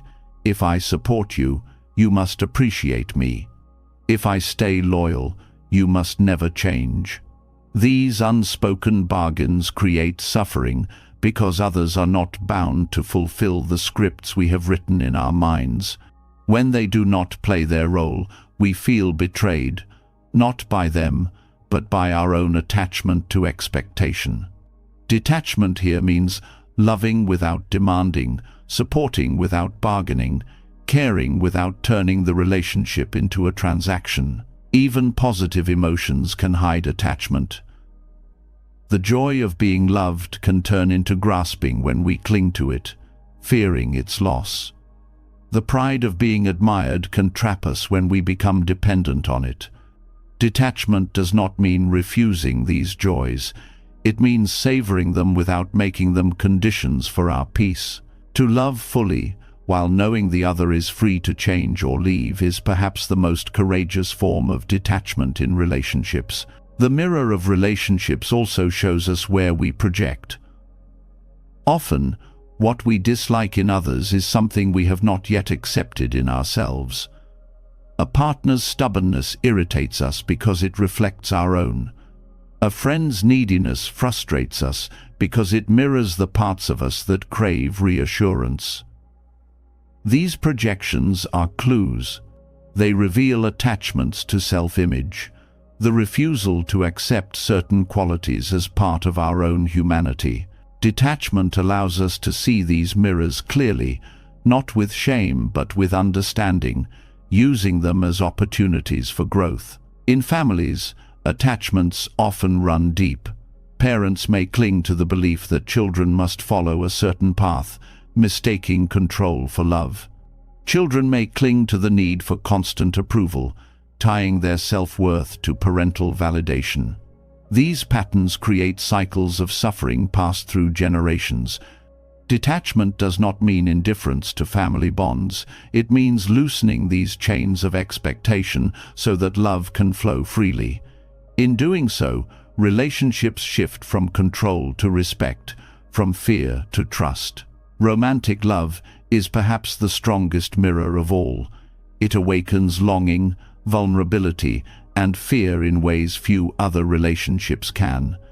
It is here that attachment to possession often disguises itself as passion. Detachment in romance does not mean withholding love, it means offering it without chains. It means allowing intimacy while respecting freedom, cherishing presence without demanding permanence. This is not a lesser love, but a deeper one, because it is rooted in choice rather than control. Friendships, too, reveal hidden attachments. When we feel abandoned because a friend grows distant, it often reflects our clinging to the belief that closeness must remain unchanged. Detachment invites us to honor the natural ebb and flow of connection, to value what is present without resenting what has passed. This openness prevents bitterness and allows friendships to evolve naturally, sometimes closer, sometimes apart, always authentic. Work relationships also serve as mirrors. Conflicts with colleagues often highlight attachments to status, recognition, or control. When we feel threatened by another's success, it reflects our own attachment to comparison. Detachment here means engaging in work fully, but releasing the ego's hunger to always come out ahead. In this way, even professional settings become opportunities for spiritual growth. The mirror is also clear in longing for love we do not have. When we ache for someone to complete us, it reveals our attachment to the belief that we are incomplete on our own. This longing is not wrong, it is human, but it is also a teacher. It asks us to look inward, to find the places where we cling to external validation instead of cultivating inner wholeness. Detachment allows us to love when it comes, but also to remain free when it does not. Even silence in relationships can be revealing. When someone withdraws, and we feel anxious or desperate, it is not only about their absence, but about our attachment to control, our fear of abandonment. Detachment here means learning to sit with the discomfort of uncertainty, trusting that we can remain whole even when connection falters. Ultimately, relationships are not obstacles to detachment, but catalysts. They push us to see what solitude often hides. Conflict reveals where ego clings. Longing reveals where insecurity binds. Expectations reveal where we demand permanence. Projection reveals where we deny parts of ourselves. To approach relationships as mirrors is to transform them into teachers, to use every interaction as a chance to release another chain. This does not mean relationships become cold or distant. On the contrary, detachment makes them more alive. When we stop clinging, we stop suffocating others with demands. Love becomes freer, respect becomes deeper, presence becomes more genuine. Relationships rooted in detachment are not weaker, they are stronger, because they are built not on chains, but on freedom. So, the mirror of relationships shows us that every conflict, every longing, every ache is not just about the other person, but about us. To meet these reflections with detachment is to grow, to free ourselves from hidden chains, to discover love without possession and connection without fear.